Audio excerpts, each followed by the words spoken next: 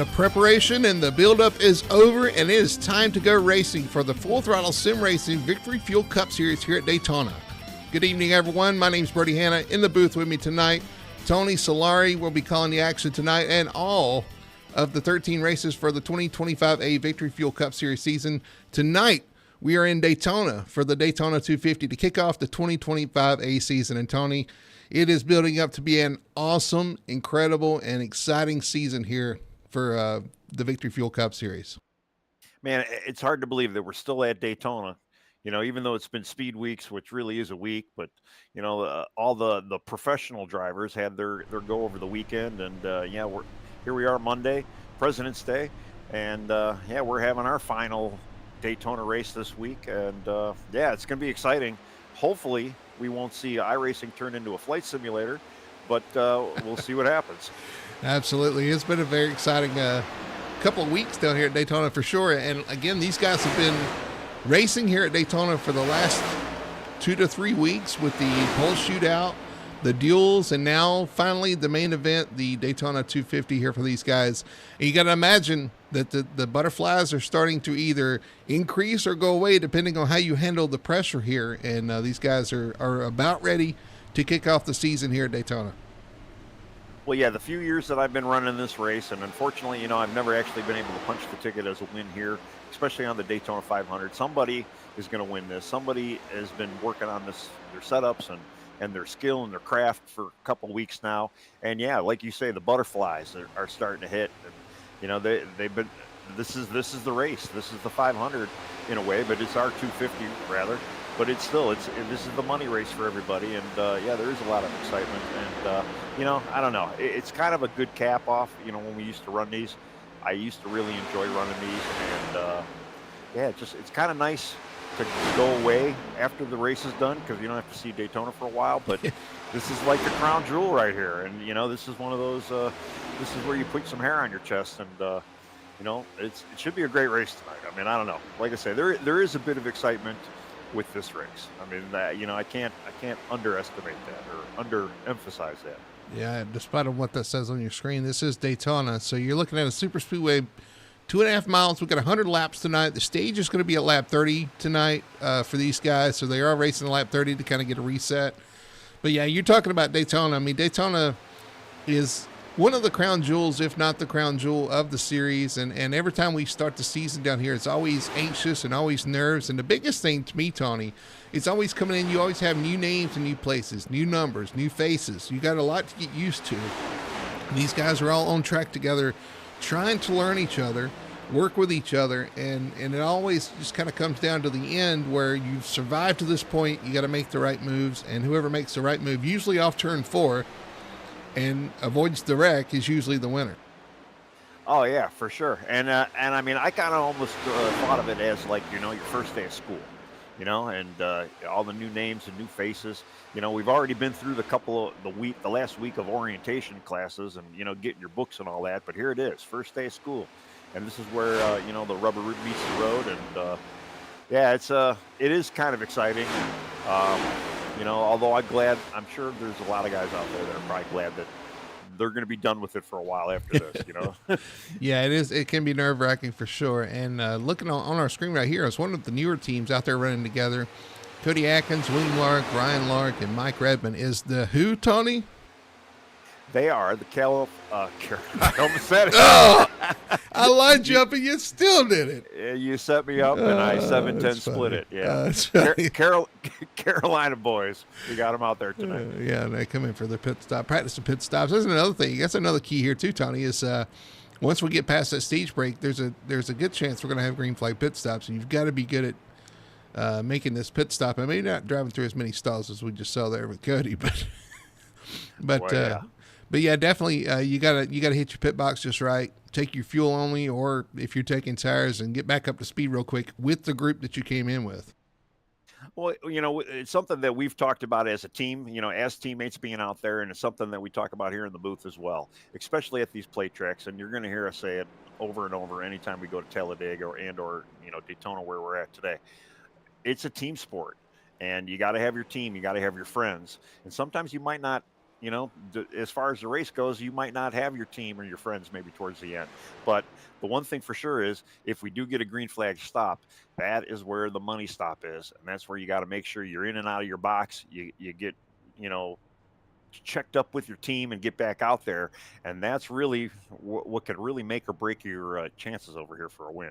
Well, I mean, a lot of times too, I mean, here at FTSR, we have pretty much decent green flag runs here at Daytona. It's not really a huge crash and bash wreck fest. And, so it's really that last green flag stop, if we do happen to see it tonight, which I kind of feel like we might, that's where the money's going to happen. That's where you guys got to be on your A game for that. A lot of the guys are talking about the draft package here as well. We got an update from iRacing a couple of, probably about a week ago, almost a week ago. And some of the guys are talking about how hard it is to kind of maintain that outside lane and how the draft has changed and everything too. Everybody's learning something new here as well. I mean, that was kind of a wrench thrown in everybody's plans as well. It's something they have to kind of get used to. So this car drafts a lot differently than the trucks that we saw on Wednesday night. So this is going to be another thing they're going to have to figure out. Well, yeah, being in that truck race on Wednesday night, it seemed kind of like Daytona of old, and you had decent upper lane, lower lane, even the middle lane. We saw some guys kind of driving through the center. The Cup car's not so much like that, and some of these guys got to be careful too. You'll see some guys drop back, but again, you don't want to drop back too far because you can really easily lose the draft here. Just get kind of caught out by, even just a small checkup by one or two cars. It puts you in a spot. If you have nobody behind you, well, you might lose that draft. And that's a devastating feeling as a driver to kind of just see the entire pack just kind of pull away from you. Yeah, you definitely don't want to do that. Looking at Wednesday night's winner in the Truck Series, Kyle Milliken, here tonight as well. I mean, Elevated Esports, they showed out in the truck race pretty much on Wednesday night. Ended up with Kyle Milliken getting the win for them. And looking for the same thing here tonight with Robert Malikian in the race. You've got several of the Elevated guys out there that are really quick. Just looking down the running order here. Will we see, do you think we'll see teams kind of come into play here towards the end of the race? Oh, for sure. And I mean, and Elevated is a great example of that. They've been really hot lately, especially on these plate tracks. And they work together, and that's really a key. And if we get that green flag run, say with 20-25 to go, and they're all in and they're organized and they kind of get that breakaway pack during pit stops. And a lot of it too is when you're actually going in your pit stops, and when do you decide to actually pit. But yeah, I can definitely see it's a team event, and it's we're definitely going to see probably some teammates out there working. Well, we're going to keep all eyes on the front as well, because we got Brandon Fetter placed on the pole and Richie Coy outside row. And again, like I said on qualifying night, those two are going to be two to kind of keep an eye on all season. I think they're going to be the ones to kind of watch and see what they can do. We might see some surprises though, because Cameron King was really quick all speed weeks. He was really fast, made it into the pole shootout from the qualifying race. He was quick. Bob Fitzpatrick, you can't count him out. He was quick in the offseason, all those guys. But we're going to see if we can do the grid here for tonight's running of the Victory Fuel Cup Series Daytona 250. So on the front row, like I said, it's going to be Brandon Fetter placed in the number 34 Toyota. To his outside is going to be the 19 of Richie Coy for Fury Motorsports. Starting third is going to be Brian Messer. To his outside is going to be Ryan Larkin, the 00, quick in his duel as well. Starting fifth is going to be William Lark and Cameron King on the outside. Seventh is going to be Corey Atkins, Bob Fitzpatrick on his outside. Keith Hume and Brian Dixon make up your top 10. Then starting 11th, we got Kevin Ruff in the 99, and followed by TJ Bartel in number 12th and the 28th. Then you got Colton Gum in car number 10, starting 13th. And then we got Jeff Chandler, number 34 or 31, starting 14th. Then we got a Fury driver, Michael Blackner, starting 15th in the 22. And then Zach Young, 16th in the car 45. Then we have Wayne Grassi, 17th spot in the number 7. Then Alan Crowell, 18th spot in the car 54. Our Lane Allen, 19th spot in the car 14. Then Sherwood Wilford, car 20 in the 5 car. And then 21st, rounding out your field, was going to be James Torrey and Brian Gore on the next row. You have J.C. Evans, Daniel Simmons, Robert Fitzpatrick Sr., Alan Duranco the next row, Kyle Milliken, Nick Alford, Jamie Knopf, Robert Malikian, Colby Meese, Colton Gum, and Mike Redmond making up the rest of the field here at Daytona. Yeah, we got a pretty good 33-car field tonight, so a lot of guys out there. It's going to be a lot of fun, 100 laps.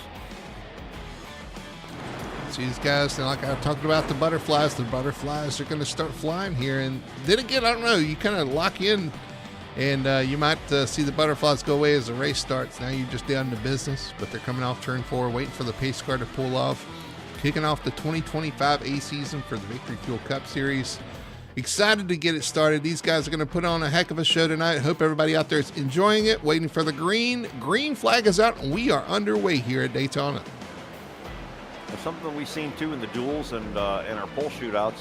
That outside lane, and we talked about the draft package a little bit, struggles a little bit. But what I can see right now is that outside line held by Richie Coy right now. They were able to kind of keep a little decent. You definitely want to keep the momentum up on the outside, but you definitely do not want to be in a crash early on here at Daytona. Everybody on pins and needles as they get up to speed down the backstretch, heading into turn 3. Looks like Richie Coy's getting a good push from the 00 Brian Lark. Yeah, and that's just something we're going to be seeing a lot of times too. We're going to see a lot of guys out there pushing. Hopefully, we're not going to see the third car in line pushing the second car and make a meat sandwich out of that second car. But things happen and things get quick, and hopefully we're not going to see too much checkups either too. But unfortunately, that's just the nature of the beast here at Daytona. You'll see a meat sandwich, it'll turn into a something else sandwich, if you know what I mean. That's right. It's like our pole sitter, Brandon Fetterplace, is going to lead lap 1, coming out of turn 2. Still 2x2 on a race pace lap here down the backstretch. Ooh. Yeah, they're kind of bunched up there on that inside line, so at least they were able to separate, not too bad. But you can see how it choked up that inside line. Richie Coy takes the line right down in front of Brandon Fetterplace. Well, the 51's all over the back of the 34, trying to get him up to speed. Now the 19's going to pull it down in front of the 34, get some help there, and they're going to try to lead that outside lane. The outside lane's still not quite clear. Those two teammates, the 00 and the 24, want to come down together. Just not clear, not able to do that. Yeah, well, the one, Corey Atkins, he's kind of pushing the 24 too. It is. That's 3 teammates, isn't it? Yeah. So they're kind of looking at the 24 sandwich there, and hopefully that's not going to go bad for him. But it looks mighty risky from my view right here. But yeah, they're trying to get clear, try to get down in front of Richie Coy. And I'm thinking to myself, we're only on lap 3. I mean, do we really need to do this? But these guys. Oh, see the 34 get out of shape from a push from the 51. That is definitely not what you want. Oh, and we got a big one back here. Looks like Keith Hume's got the 9 of Colton Gum. The 10 of Colton Gum. The 9 of Colby Meese. A lot of cars involved in this one. Early on, lap 3 here at Daytona. Yeah, look to see that the number 4 Keith Hume, he just got a bad push and kind of turned him around, got him down into the apron a little bit. Couldn't hang on to it. See if we can go back and see what caused all this.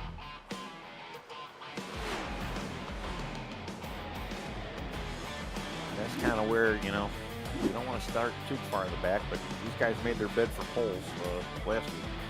They did start with the 4. 4 did get a push there. Let's see.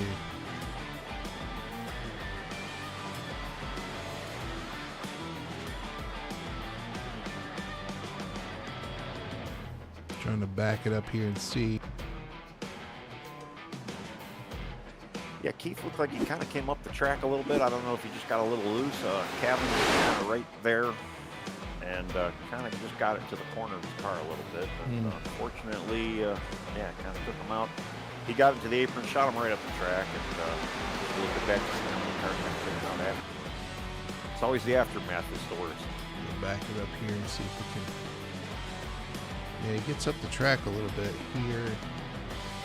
And then, tried to fill the gap there, thinking he went to the middle, or honestly just kind of got pushed in there too. He had a car right behind him and just kind of filled the gap there. And unfortunately, you're in there before you realize it. And it just Yeah, that's a hard hit for, especially the 06. Daniel Simmons involved. He took a hard hit to the outside. Yeah, and I'm looking too. It looks like we've got maybe about 7 or 8 cars that look like they were involved in it. It doesn't look like anybody's too crazily damaged though. So we might not see too many retirements out of this. You see the 10 Colton going spinning there. Spins back down the track and right in front of another car just trying to work their way through, unfortunately. And what is that right there? I don't know, but yeah, it's unfortunate, man. Lap 3.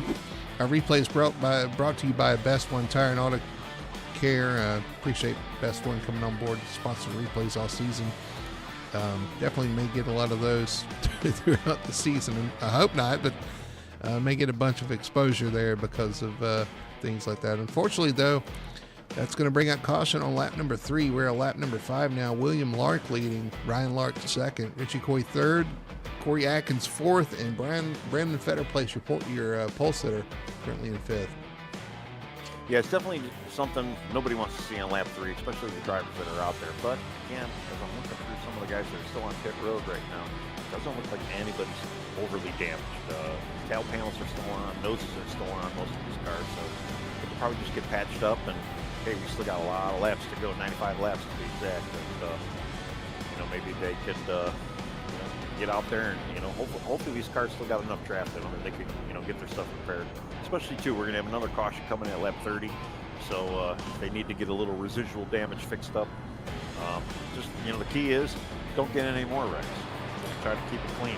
That's what I was gonna say. We've only got like 25 laps to our stage break, so we're gonna get another break here in about 25 laps. The goal is to just, I think for these guys up front, just to kind of stay up front. You want to get their stage points too. It's one thing we haven't mentioned, the point system.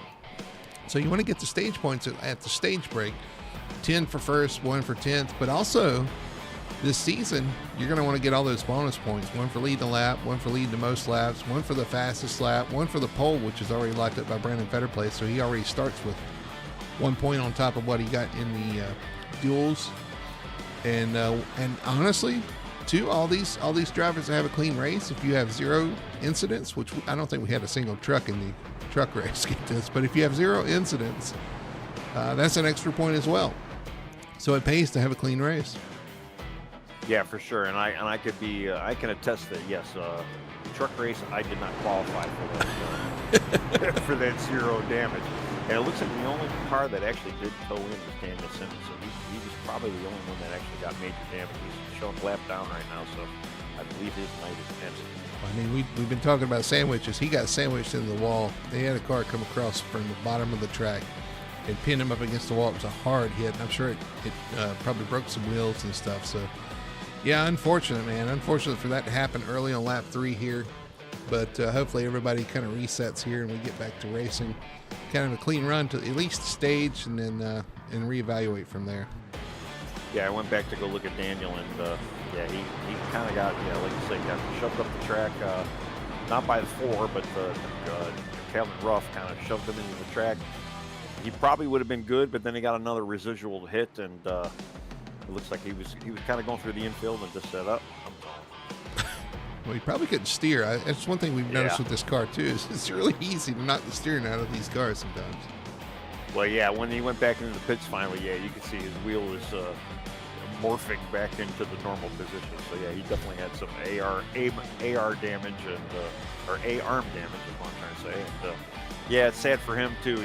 Lap 3, lap 4, when it happened, it's just a tough break.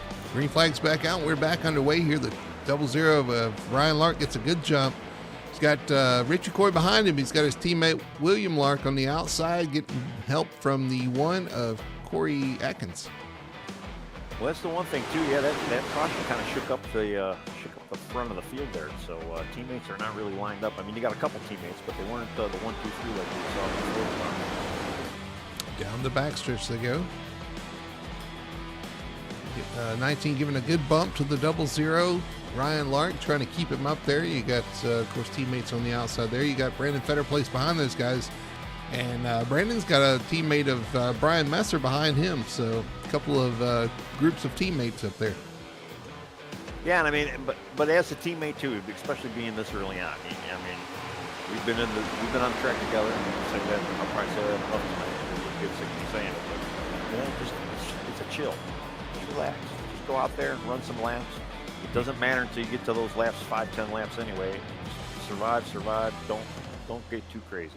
Those front two didn't relax, man. They shot out there like in a cannon. They took the lead there, going to pull down in front of their teammate here. And it's 1, 2, 3 for the Carolina boys.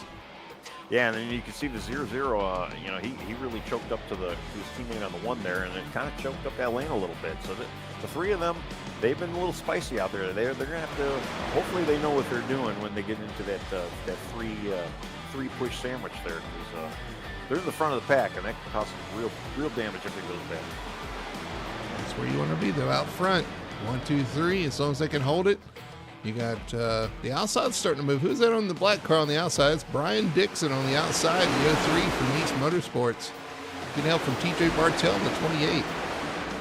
Yeah, and TJ's just got to tuck up to him a little bit more, but we know that there is that bit of a bubble, and it takes a little kind of a steam. You got to make sure the guy behind TJ right now has got to kind of get up to TJ a little bit just to kind of get that lane to start moving. But that 3 car of the Carolina boys, they got their car hooked up right now, and they're just kind of leading this pack. I mean, they got a really strong front row, which is really pulling that inside lane right now. The top 6 is now top 7 have broken away as Cameron Keene breaks free of the double foul. And now it's Bob Fitzpatrick on the inside of Brian Dixon for that 8th spot. I'm sure you see maybe somebody from the inside lane to kind of bounce up when that outside lane starts catching up. Maybe they need to do a little bit of side drafting or side sucking, trying to get that car worked up there. But yeah, right now the Carolina boys, they got their stuff hooked up right now, and I mean the 3 of them are even pulling away from the display. Although they keep getting bumper to bumper to bumper, and I don't know, I get a little nervous when I see that. They definitely got a real quick car. You see the top 2 actually have kind of tandem away, but now the 3rd place car catches back up as the Corey Atkins lays back a little bit, gets off his leader to 24. Yeah, and that's always kind of a bad thing though too. You don't want to get too far ahead because you end up kind of choking up that lane because the lane is out there. But as I'm saying, that outside lane is coming right now, and you've got who is the 03? Brian Dixon. He's getting that push now from TJ, and TJ's got Jeff Chandler right on his behind with and then it looks like that is Michael Blackner even behind that. So you got a pretty strong outside line right now. It's just a little more side draft, and they're gonna work their way up there. Even though they only have about 7 cars in that outside line pack right now, but they're pretty strong cars. So I can see them getting up there. Yeah, Brian Dixon, one of the new names here at FTSR, and making a name for himself right now, leading that outside pack of 6. And Tony, they talk sometimes that if you have too many cars in a group, it can actually slow you down. Whereas if you got about 5 or 6 organized cars together, sometimes it works even better than having the big group. Well, yeah, it's really just about being smooth, staying in your lane, kind of staying straight, try to keep, you obviously don't want to be touching bumpers, but you want to be within that range to where you leave a little leeway if there's a little checkup, but just enough to where you can keep that air moving along those cars. And yeah, like I said, the outside lane's got a pretty good group of guys right now, and we see Brian Fetterplace now coming up the outside lane right now, and his teammate kind of poked out first, Brian Messer, and Brandon kind of choked up there. Richie's kind of like stuck in the middle of nowhere right now, so I don't know if I'm waiting to see him coming up. We saw this in the duels, and it didn't go so well. We saw those guys pull up in front of the outside lane kind of late, and it ended up causing a checkup, and those guys ended up wrecking. This was a little smoother here as they pull up to the top side, trying to lead that top lane around and trying to run in on our leaders here. Well, the leaders kind of got a good breakaway, and I mean, again, they're looking pretty strong. They got pretty quick cars right now, but again, you get too much of a lead out there. Sometimes that's going to slink you right back into the hands of everybody behind you. What if your car's so fast you can't help it? Well, yeah, I mean, and that's, I mean, what I'm seeing right now, yeah, I mean, they got a pretty good hookup right now. And, 1, 2, 3. They are. They've gapped everybody else pretty much. So they definitely have some strong cars. Well, and they are. They're making that that 3-car sandwich work pretty well, and you know, that's good on them. Obviously, they got the practice for it. Rename this race the Sandwich 250 instead of the Daytona Sandwich 250. Yeah. But you know, you see the 24. He kind of got a little out of line there right now, and it brought that whole everybody group back. Right. So I mean, it's one little flubber.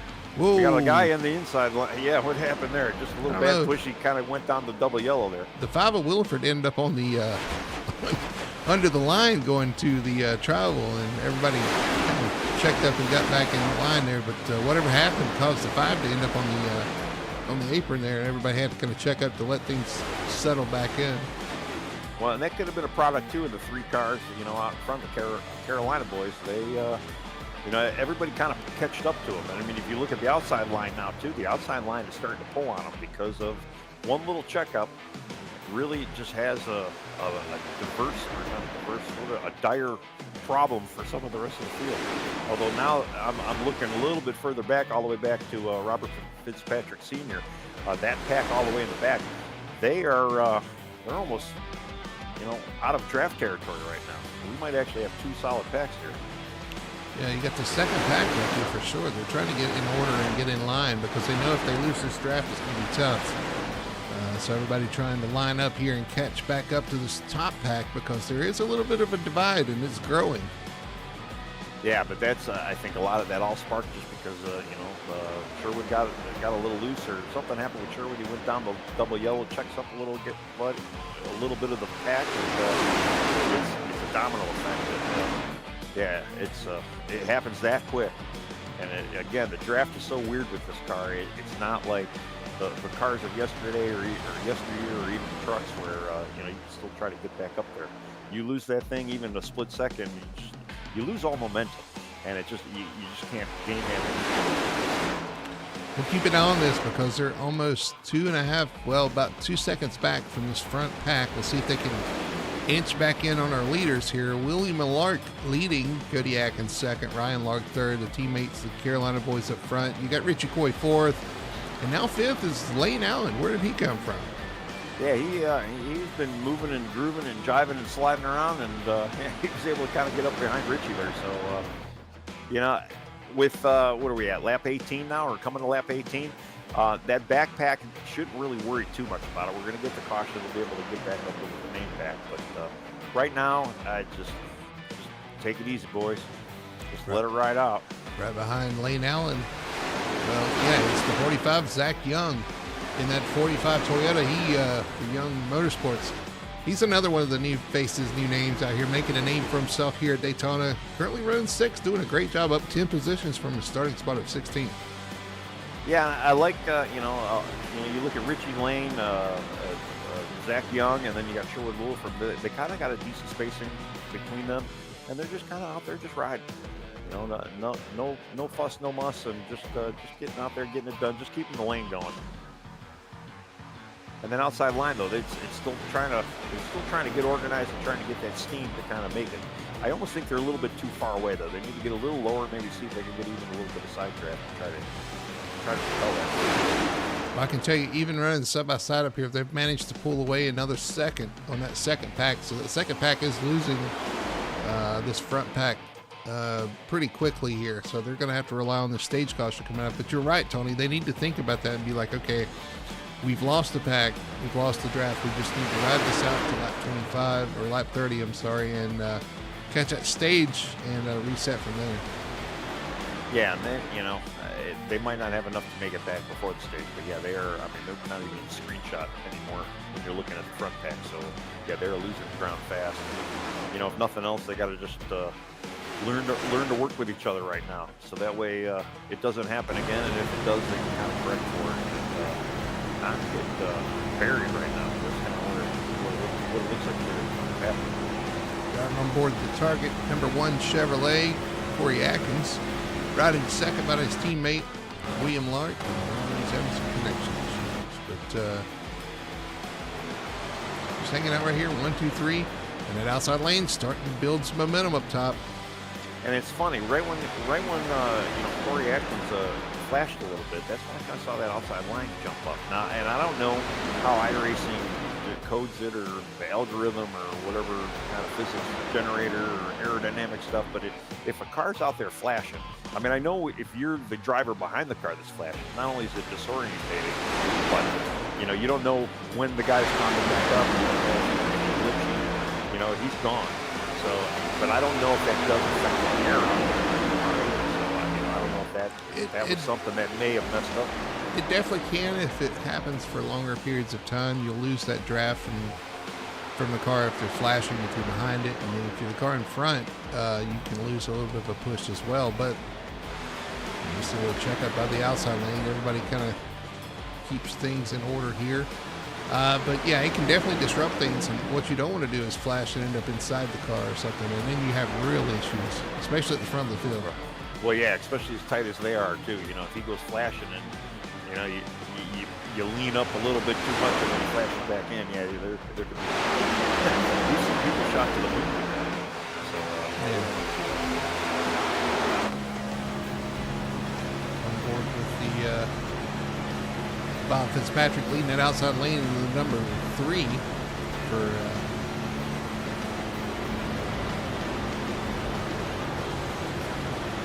he's just hanging there, trying to make that outside work right against the wall. Trying to keep momentum up. He's got the push from behind from better place on the outside lane.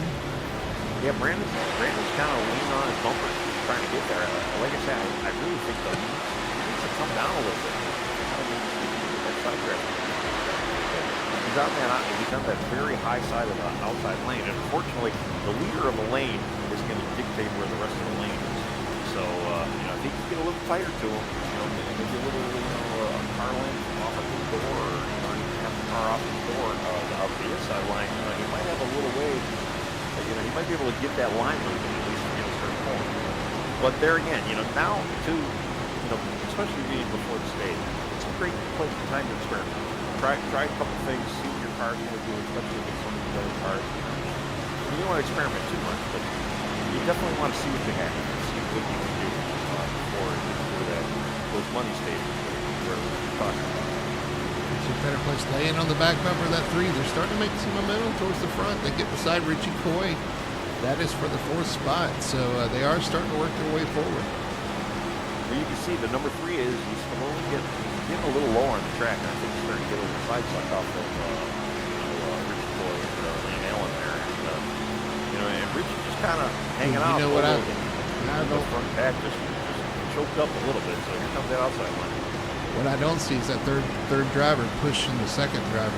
I don't like that, because all that does is makes that second driver, it's even harder for that second driver to line up the push on the leader. So that's something to keep an eye on, because I certainly wouldn't suggest doing that, because all that's going to do is possibly create havoc. And you see that bump right there, it just misaligns him with the leader of that lane.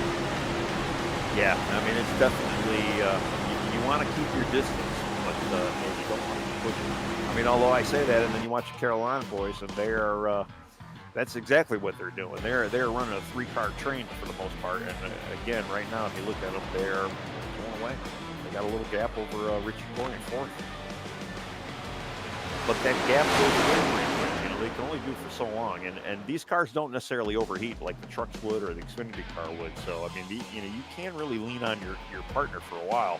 And you don't really have to worry about heat anymore, which to me I'm a little disappointed with, because I kind of always like that aspect. It doesn't give these guys that opportunity to literally, run a 2-car tandem or a 3-car tandem from what we're seeing right now. Kind of miss that.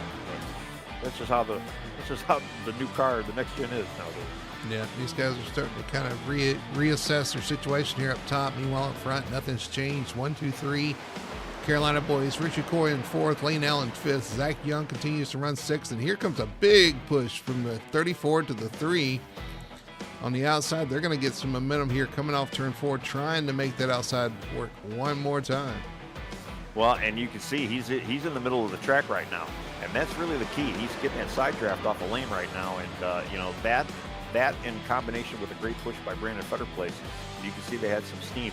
Unfortunately, it's still not enough to kind of even equalize what the top three are doing right now, but that is the key, and they got to continue to kind of make that work and try to keep that going.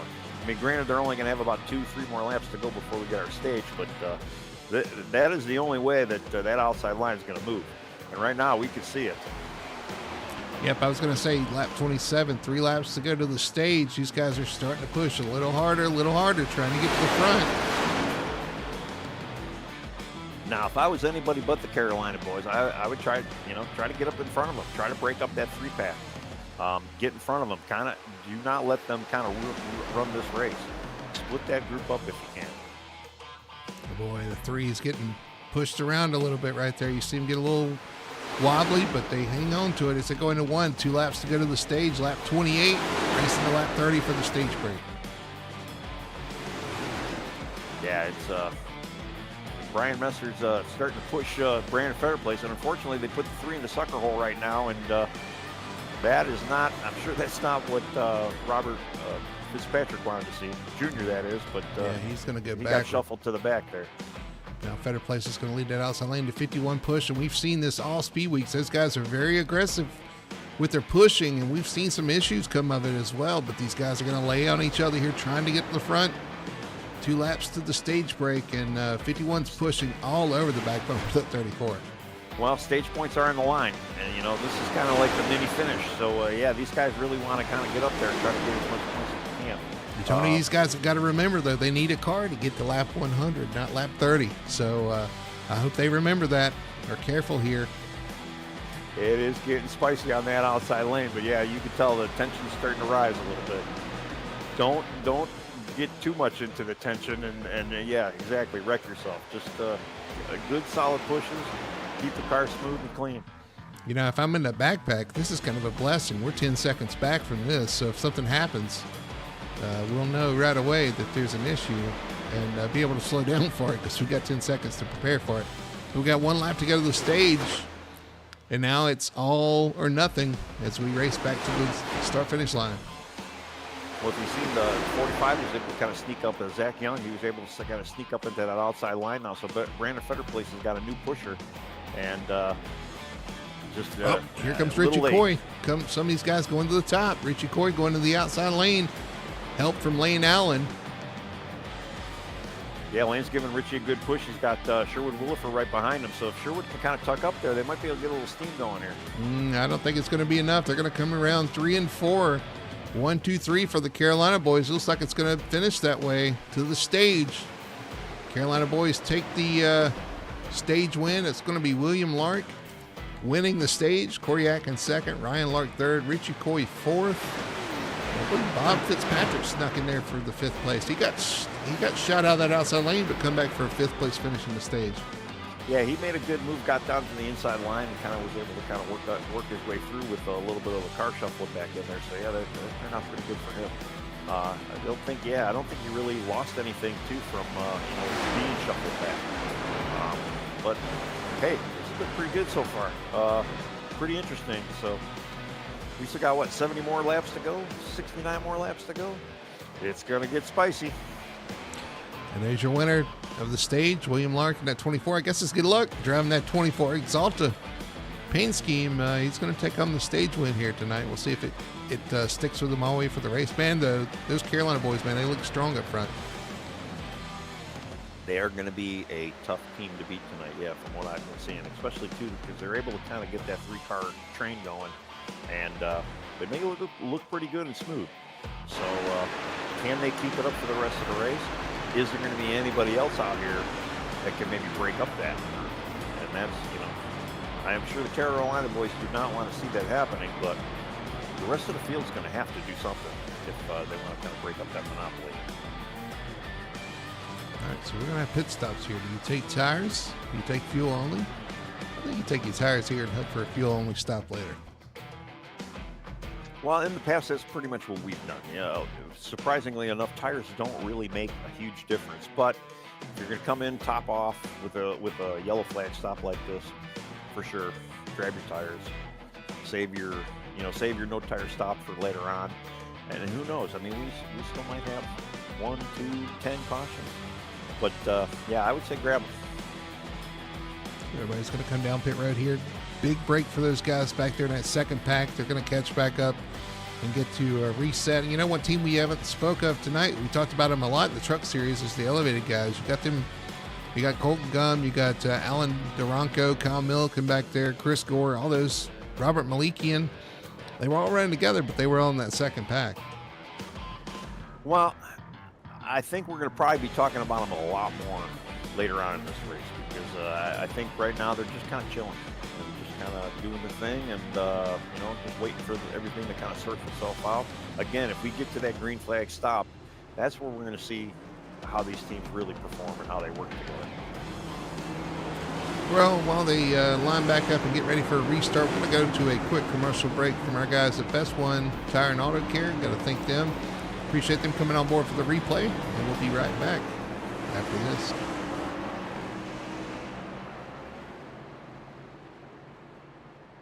We are Best One. The best tires. The best customer service. The best automotive service. The best team. And the best customers. You see, Best One isn't just our name, it's who we are. Since 1948, Best One has been delivering quality and dependable tires and full-service automotive care to our customers. Best One, selling tires, serving people. We are Best One.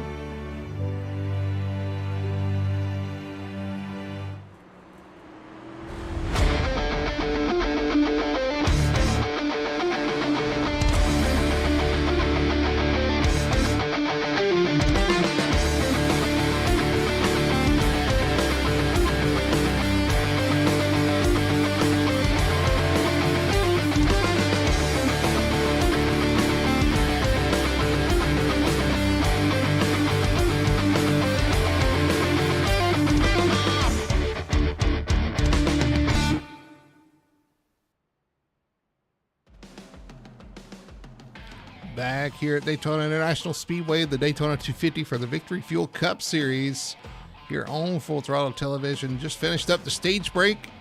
Pit stops have been completed. Now they get lined up and we're getting ready to go back green. And, Tony, what did we learn from that first stage? I mean, what was your main takeaway there? Well, kind of like where we left off before the commercial break.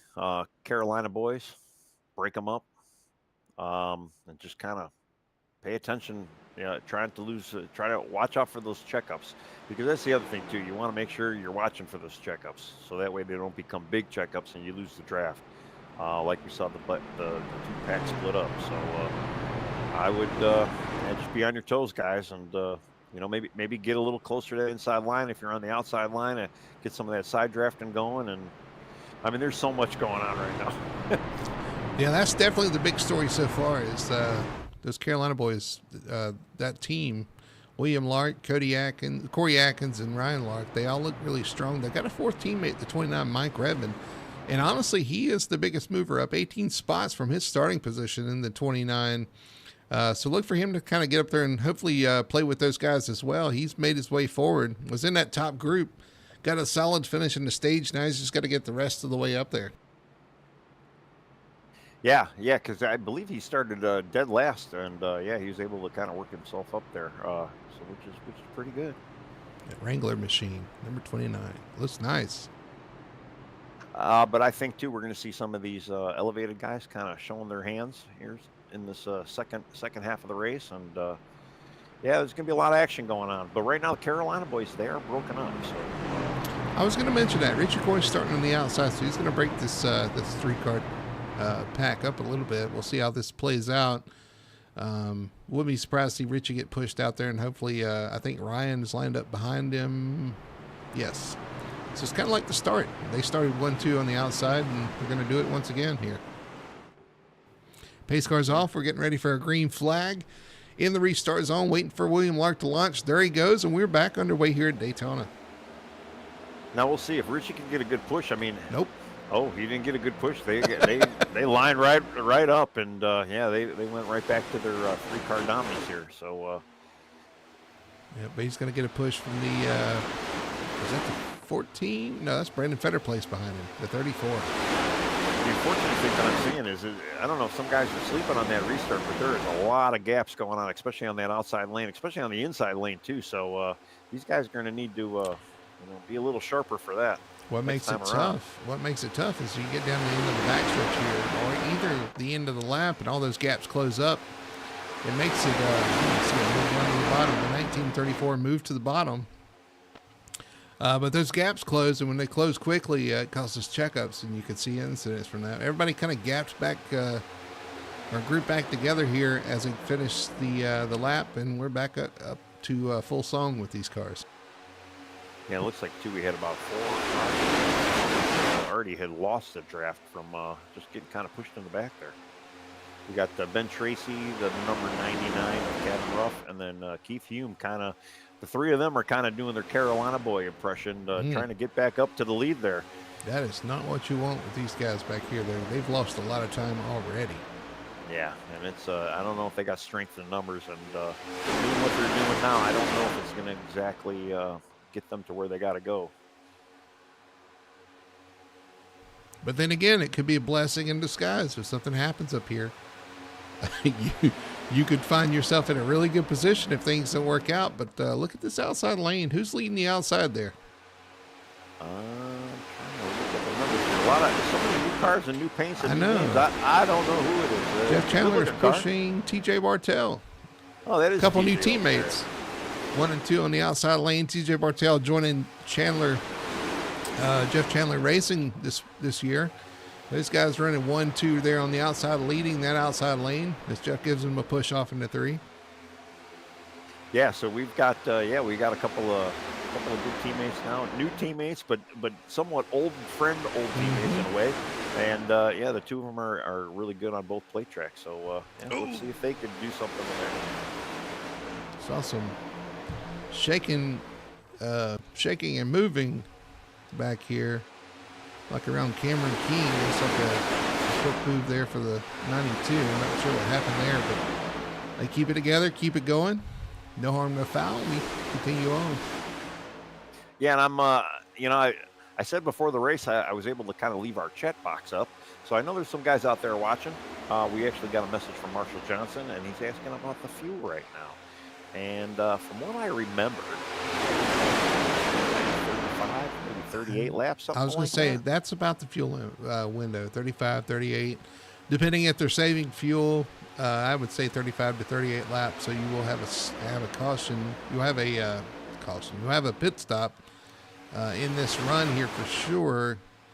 Let's see if they do 30. So they went what? We went green 35. Yeah, I mean, we definitely got to have one set of stops they're going to have to do. Somewhere in the mid-range, probably around lap 7 to 75. I could see some guys kind of popping in.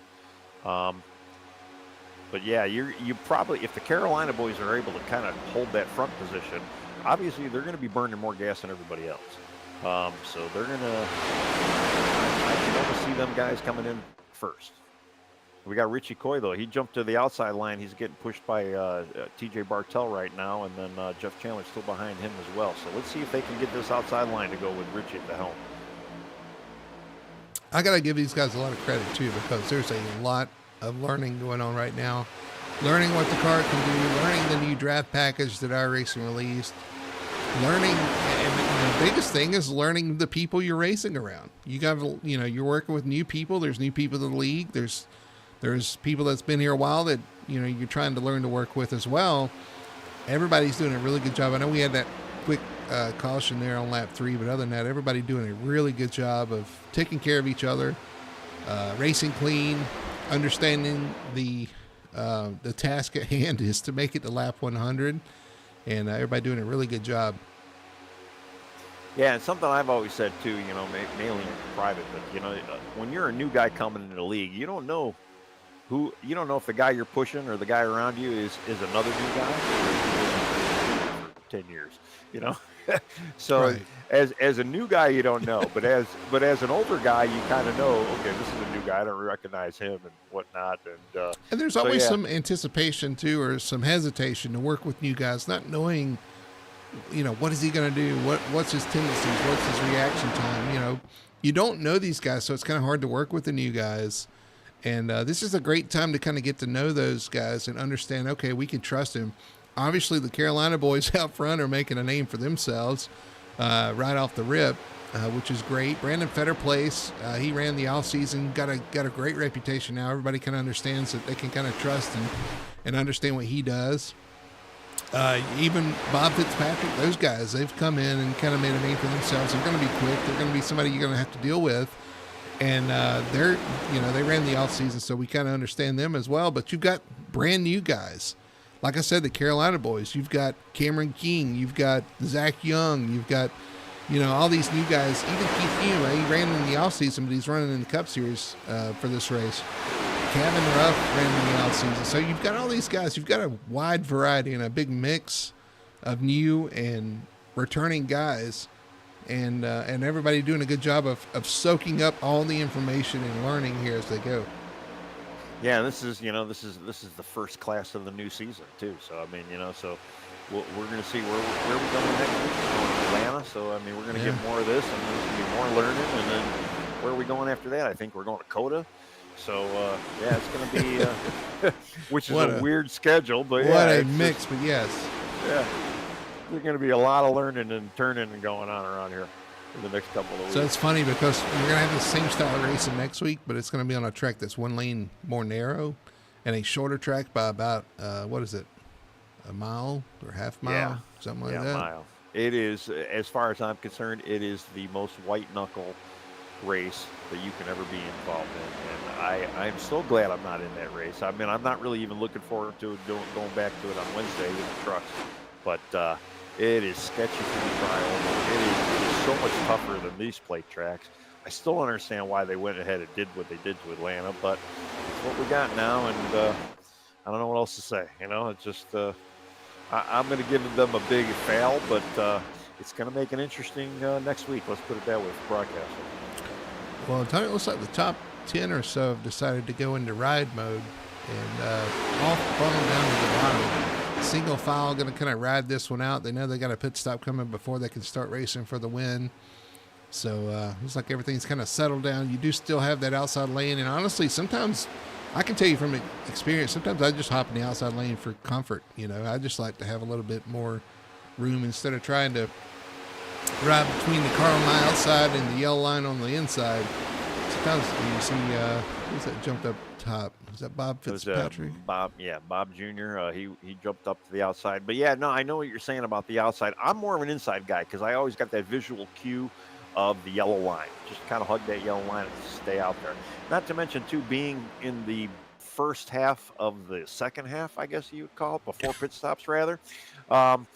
Everybody knows, you want to get into that position where you and your team could dive down into that pit lane as a team, and then you don't have to worry about jockeying. I mean, granted, we're still pretty early for pit stops right now, but, getting into that inside lane ahead of time and being ready for it when it happens, it always just kind of puts a little relaxed. When I'm on that outside, and it's like, shit, I got to get down. You got to try to find a hole to get down. And, usually if I'm already on that inside before those pit stops, it's just one more thing you can kind of check off the box. So you're just like, okay, I'll just ride around on this yellow line and just wait for the team to say, let's go.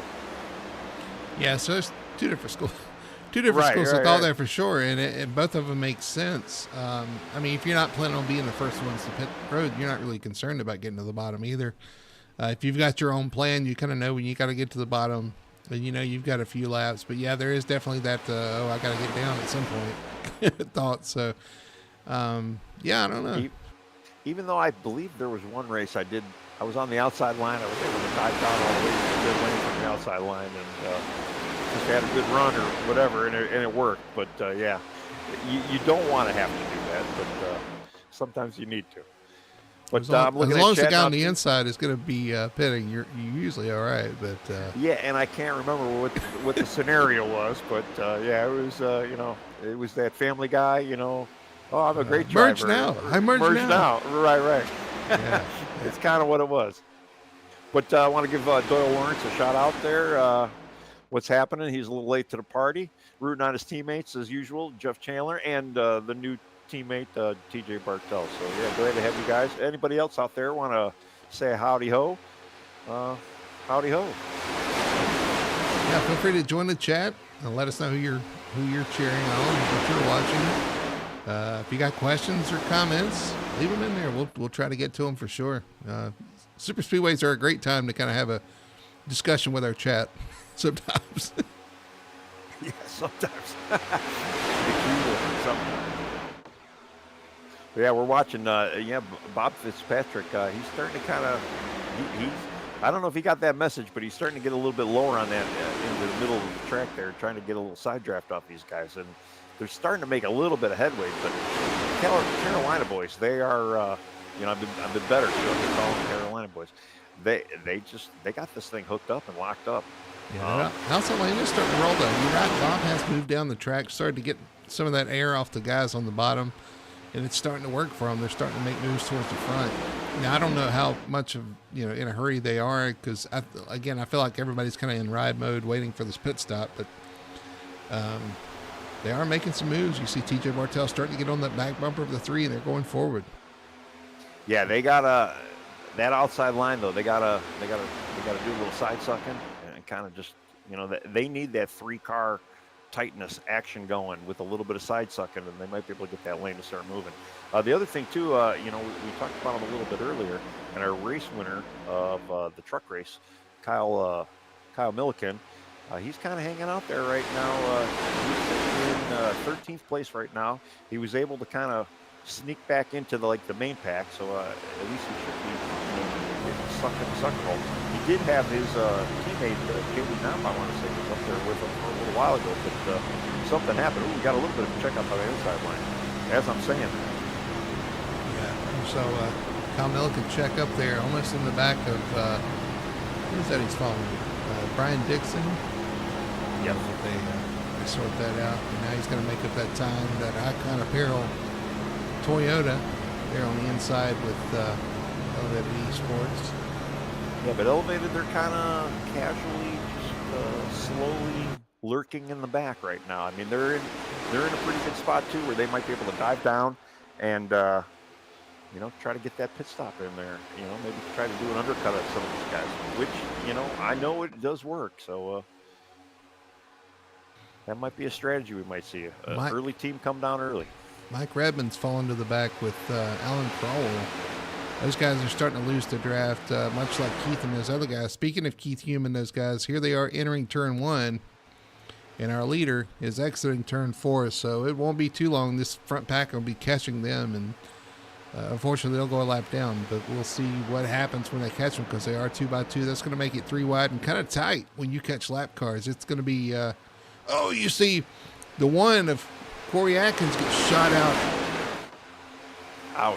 Yeah, that's definitely kind of what we were talking about early in. The 3 of them, they've been doing it so good, but how long can they keep that up? I mean, it's tough to do it for a few laps, but to try to do it for all 100 laps. Well, listen, I gotta give him all kind of kudos there because he kept it down the apron after that happened. It's so easy to try to stay in it and come back up, and if you do, it's going to end up with a wreck. He kept it down the bottom, and he'll live to fight another day. Just unfortunate. They kind of got shot out, like you were talking about that sandwich. You kind of squirted out of the middle there, ended up on the apron. Yep. And Doyle Lawrence just puts in, don't push the pusher. Man, that's what they've been doing all day. And unfortunately, that's what bit them. And I got a howdy ho from Mom. And then I don't know who BP is, but he's saying, let's go Fetter Place. I'm curious because BP, isn't that the initials of the 34? Surely he's not out there texting and driving. Yeah, I don't know. Yeah, there is a shade smiley face with it. So yeah, I don't know.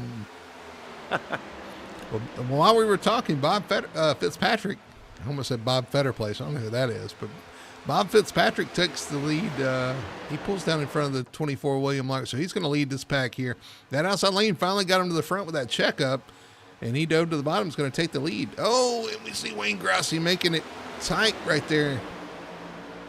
Yeah, well, that squirt that kind of removed Corey there really kind of hurt those Californians. I did say it. I apologize. We're gonna there's swear jars, right? We're gonna have a jar for you every time you say that. But I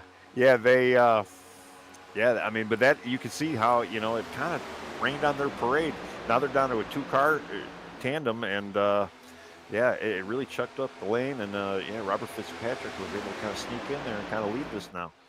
It's going to mix things up front for sure. Here comes TJ Bartell on the outside. Well, you see these guys starting to get really stacked up here, especially on the inside lane. A little bit of a check up there.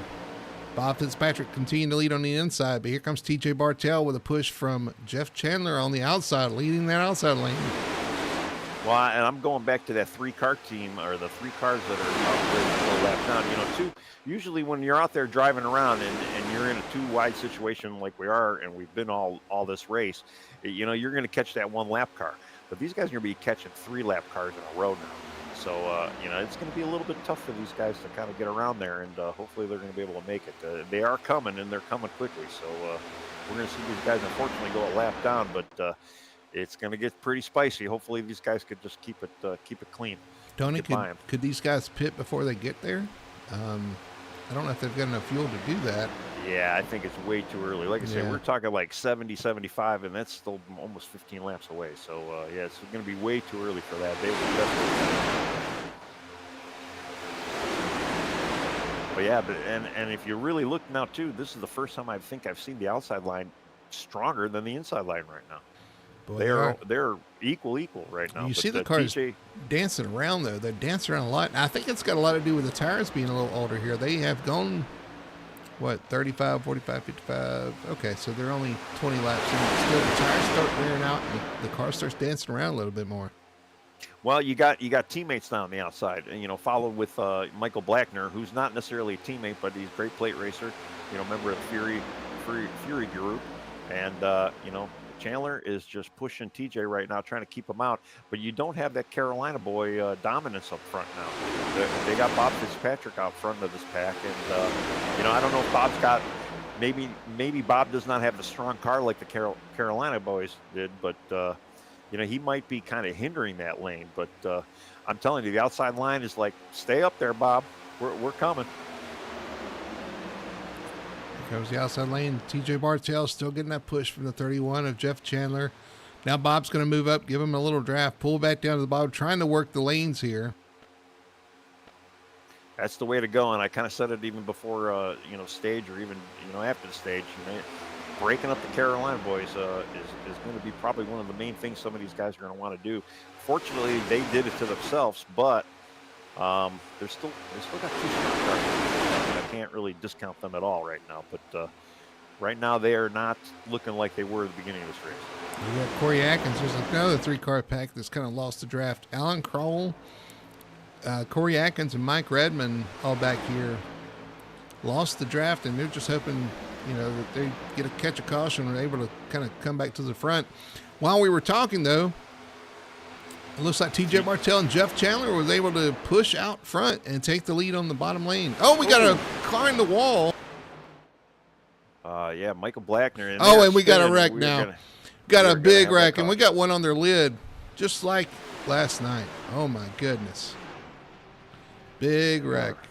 I got to rewind that to kind of see exactly what happened. It looked like, yeah, Michael Blackner just he was a little bit on the low middle of the lane, and Robert Fitzpatrick Sr. kind of got him right in the corner. Probably just had a little bit too much steam, and Michael didn't have enough steam. You know, after when TJ and Jeff kind of pulled down low, all that pressure went to Michael. Unfortunately, Michael, you know, when that happens and you're that 3rd car like Michael was, you lose a lot of that momentum. So it takes you a little while to kind of get back that momentum that you know, you were just drafting off of. Yeah, and unfortunately, yeah. Let's see if I can pull up the replay. Focus on the 22 of Michael Blackner here. This is on the backstretch. This is a little before that happened.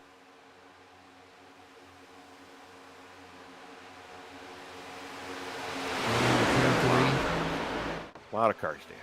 Yeah, going into turn 3, Michael Blackner getting pushed by the 12. That's Robert Fitzpatrick Sr.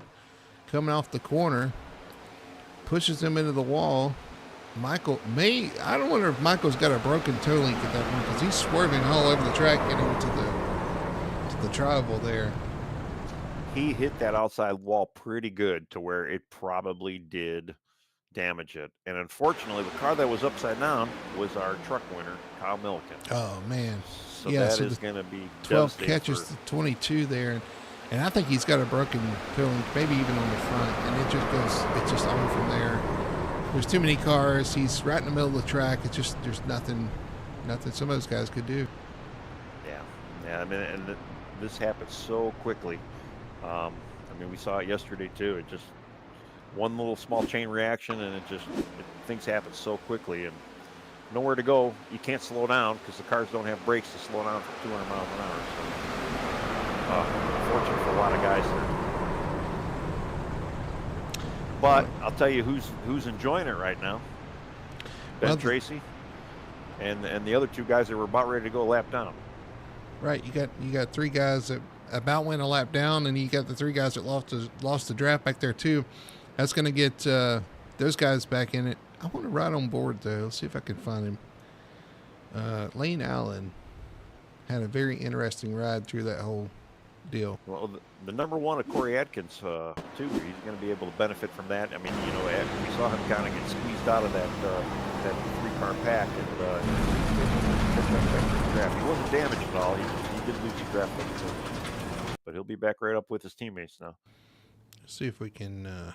Who else we need to ride with? Let's ride with the 12 and see what he saw here. He's got quite a push to the corner here. There's a bump there. He gets to the outside of him off the corner, turns him into the wall, and then Michael's having issues controlling his car. He gets into him a second and a third time. It includes. You see the 45, there's the 42 upside down coming into view. Maybe we'll ride with him. That'd be a fun ride, but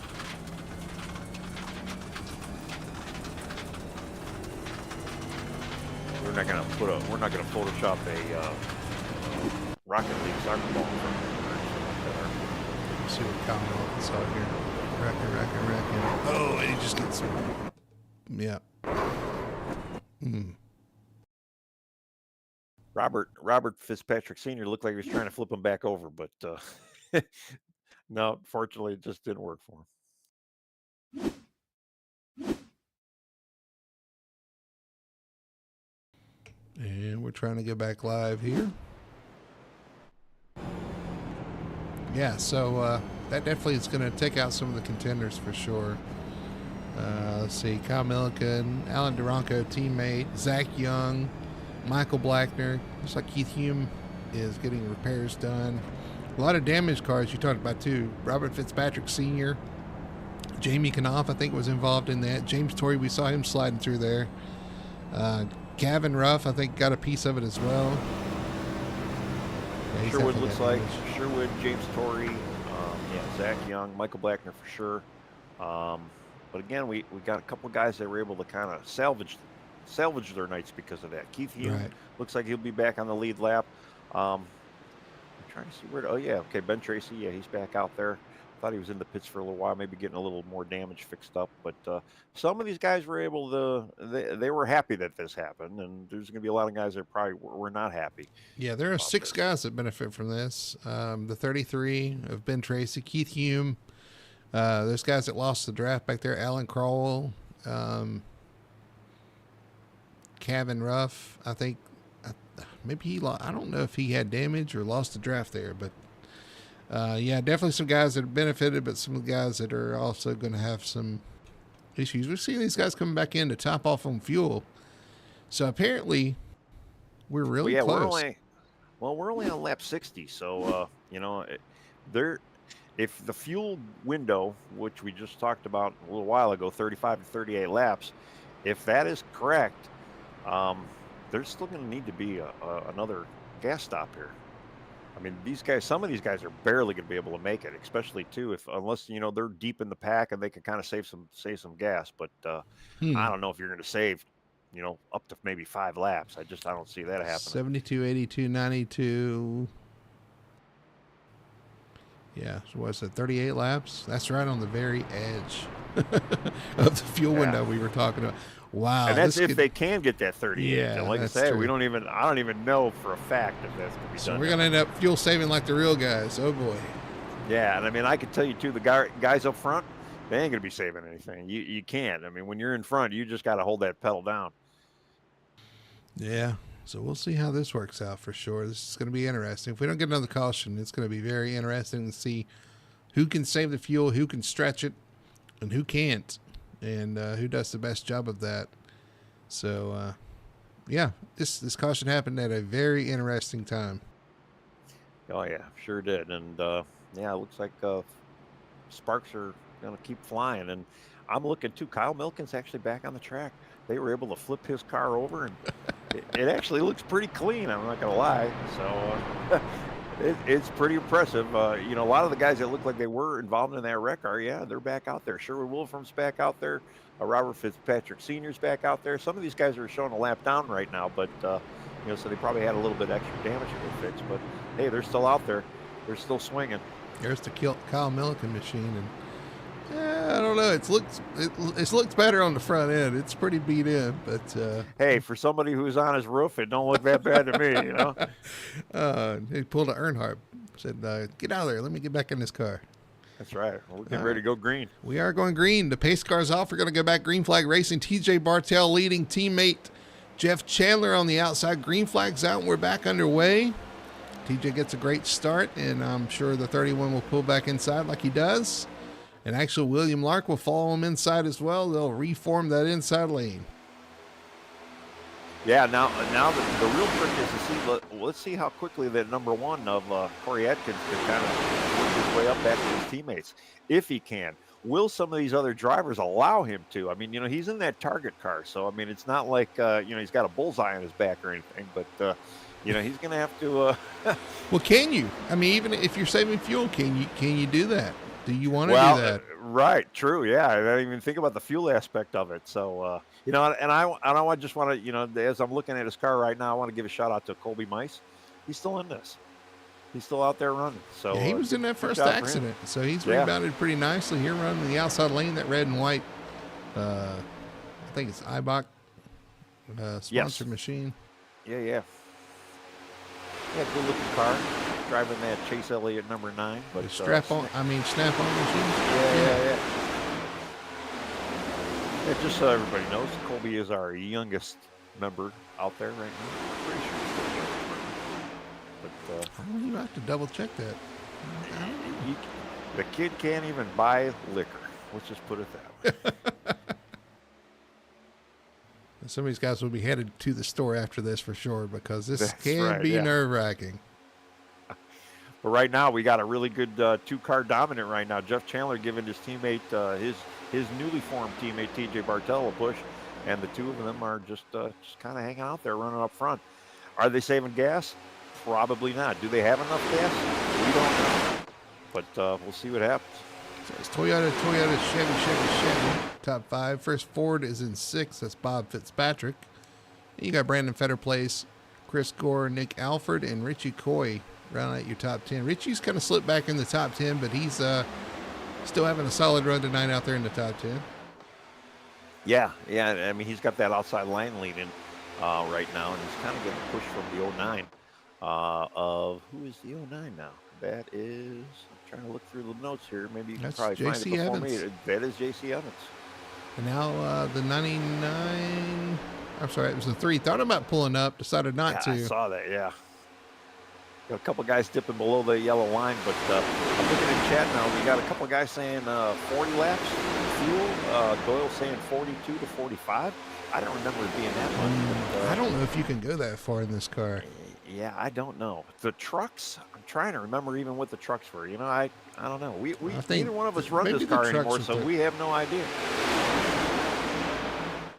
But J.C. Evans gave Richie a nice little push out there, and yeah, they're making that outside lane work. They are. They're going forward. But again, if this is a fuel race, you definitely want to try to save some fuel here. I'd love to bring one of them up right now. No, that's what I was thinking too. Pull them up in the middle of this pack here. I'm a little busy right now.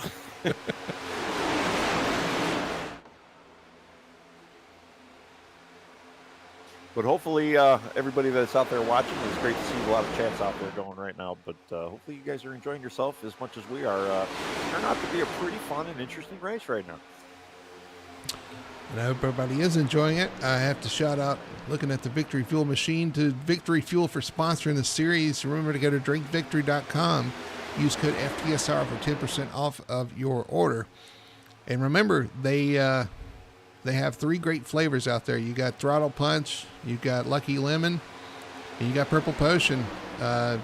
Pick your poison there. 3 great flavors, and I really enjoyed the Throttle Punch. And I've heard the Purple Potion is great as well. Lucky Lemon may be for you as well. I've seen a lot of people like it too. So make sure to go to Drink Victory, get yours, and use code FTSR for 10% off your order.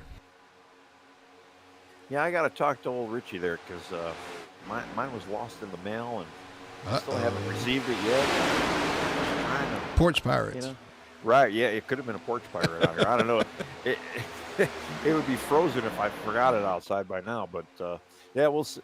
Well, at some point, I'm gonna get my lips on one of them flavors, and yeah, I can verify that it's as good as everybody's been saying. I think Richie wanted to come down there. It wasn't quite clear. It's going to stick to the outside lane, getting help from that 09 of JC Evans, but they are catching a lap car, or a car going a lap down here. I think that's going to be, is that the 51 of Messer up here? Yes, it is. Yeah, we got they are catching that lap car traffic. He probably stayed out in the. They caught up to him pretty quick, so yeah. It's going to be he Sherwood. Goes down in the apron. No, it's Sherwood. Yeah, Sherwood Wilford going down the apron off the pace. So everybody gets by the 51 of Messer clean so far.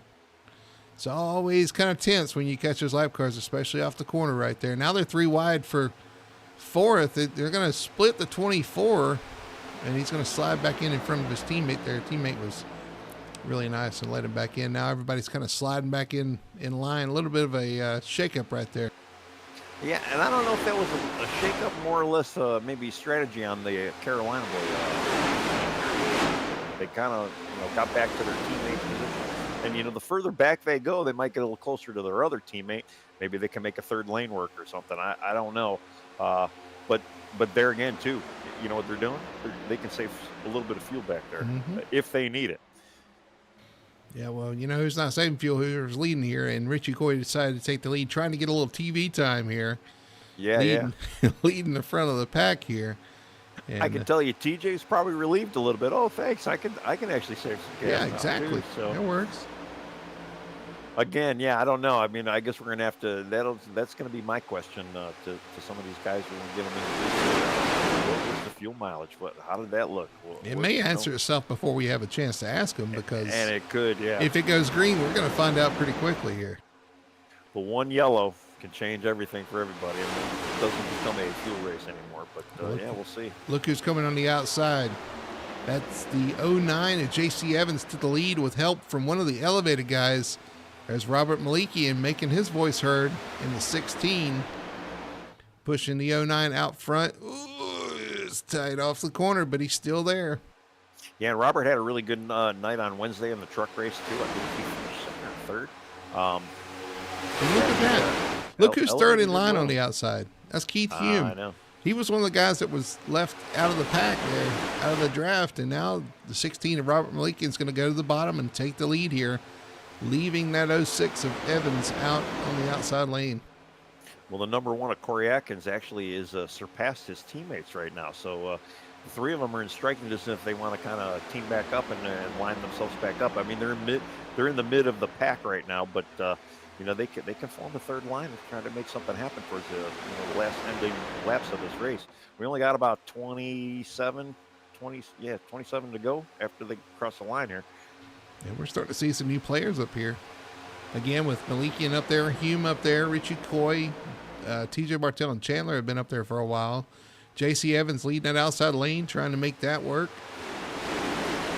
But that's not a bad thing. Again, if it comes down to fuel, being 2-3 cars back, that's not a bad place to be to save the drop. Robert Malikian wasn't even able to run the duels on last Monday night. So he had to start with a provisional in the back. He's up 30 positions leading this race.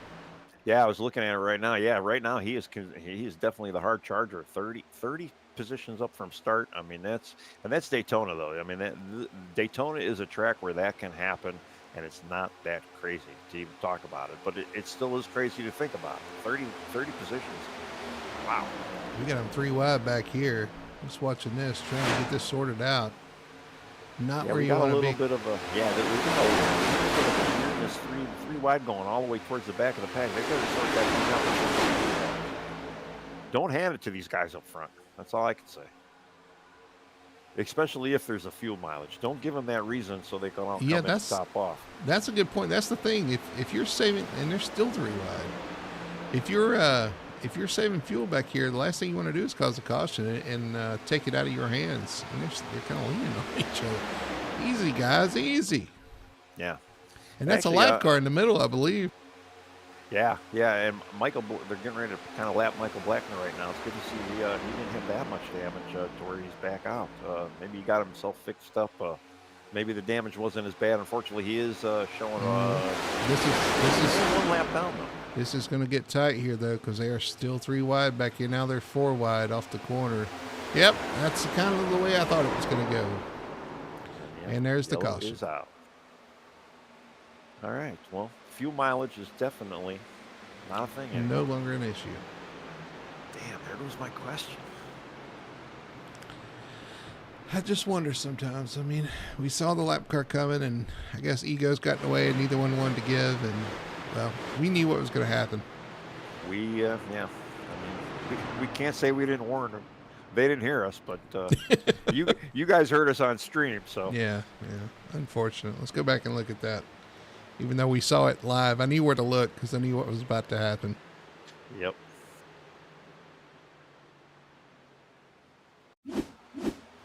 Coming up on the lap car there, just side by side, the 29, the 51. Yep. There's not enough room for that.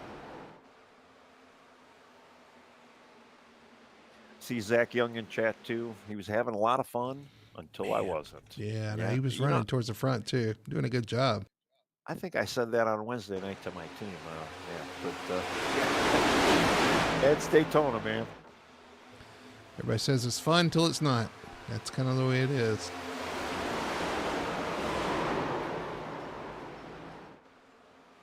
I just can't believe those guys took themselves out back there for that. It wasn't worth it.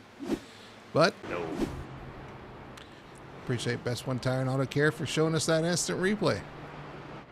Yeah, we're gonna re-rack and stack. I guarantee everybody's going in for a little top off too. And I mean, we haven't even gotten to a green-white checkered situation. So I mean, even if they were tight on gas. Well, but if the caution come out, you'd probably pit instead of save. I don't know. And some of these guys aren't even pitting here, so they think they've got enough. Yeah, well, we got a few guys. So it looks like most of the field is coming in, and now too, this might be a good opportunity. Maybe even grab a set of tires while you're in. I doubted Doyle in the chat, but he may have been right. Maybe they've got more fuel than I thought they did. Yeah, it's very possible.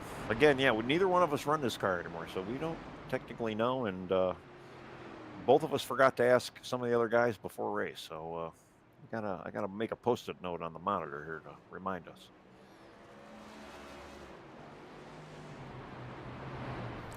Robert Malikian out front. You get Keith Hume in second, Richie Coy third, TJ Bartell fourth, and Jeff Chandler fifth. Sixth place is JC Evans. Seventh is Lane Allen. Eighth is Corey Atkins, worked his way back towards the front. You got James Torrey in ninth. Good run for James. Awesome to see him up there in the top 10. And Bob Fitzpatrick currently running in 10th spot. Yeah, and I'm trying to think who didn't actually pit. I don't think Wayne Grossi got in for a pit. I don't think James Torrey even pitted either. So a few guys up there in that middle, in around the 10th position or so. Some of those guys did not pit, I don't believe. Hey, let's see if we can talk to somebody. You want to talk to somebody? Sure. Who do we want to talk to? Let's talk to...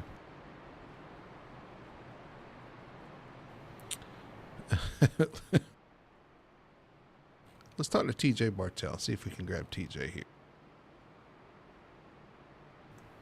TJ Bartell, you got a copy? Hey, TJ, man, you're having a great run out there tonight, and I hope we're not going to jinx it. Actually, the last guys we picked, I think, actually won, so hopefully this is a good omen. But, man, it's been crazy out there. It looks like a lot of fun, though. You got the top line rolling. I guess our big question is, what's the fuel situation? Personally, I'm pretty close, so I'm trying to save. 10-4. So we are saving here, man. You and Jeff are doing a great job out there, working nose to tail. Got that outside lane running. Tell me what your outlook is for the rest of the race. Well, hopefully me and Jeff can stick together and work our way back up to the front. But a lot can happen in this next 20 laps or so. Absolutely. Well, good job out there so far, man. We'll be watching you, and I hope to talk to you here after the race. Thanks, guys.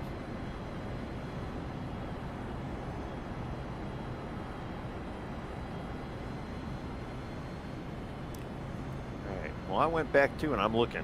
So Robert Malikian, Keith Hume, Richie Coy, Robert Fitzpatrick Sr., TJ, Jeff Chandler. Who else we got? The Carolina boys, Wayne Grassi, James Torrey. All these guys did not get gas.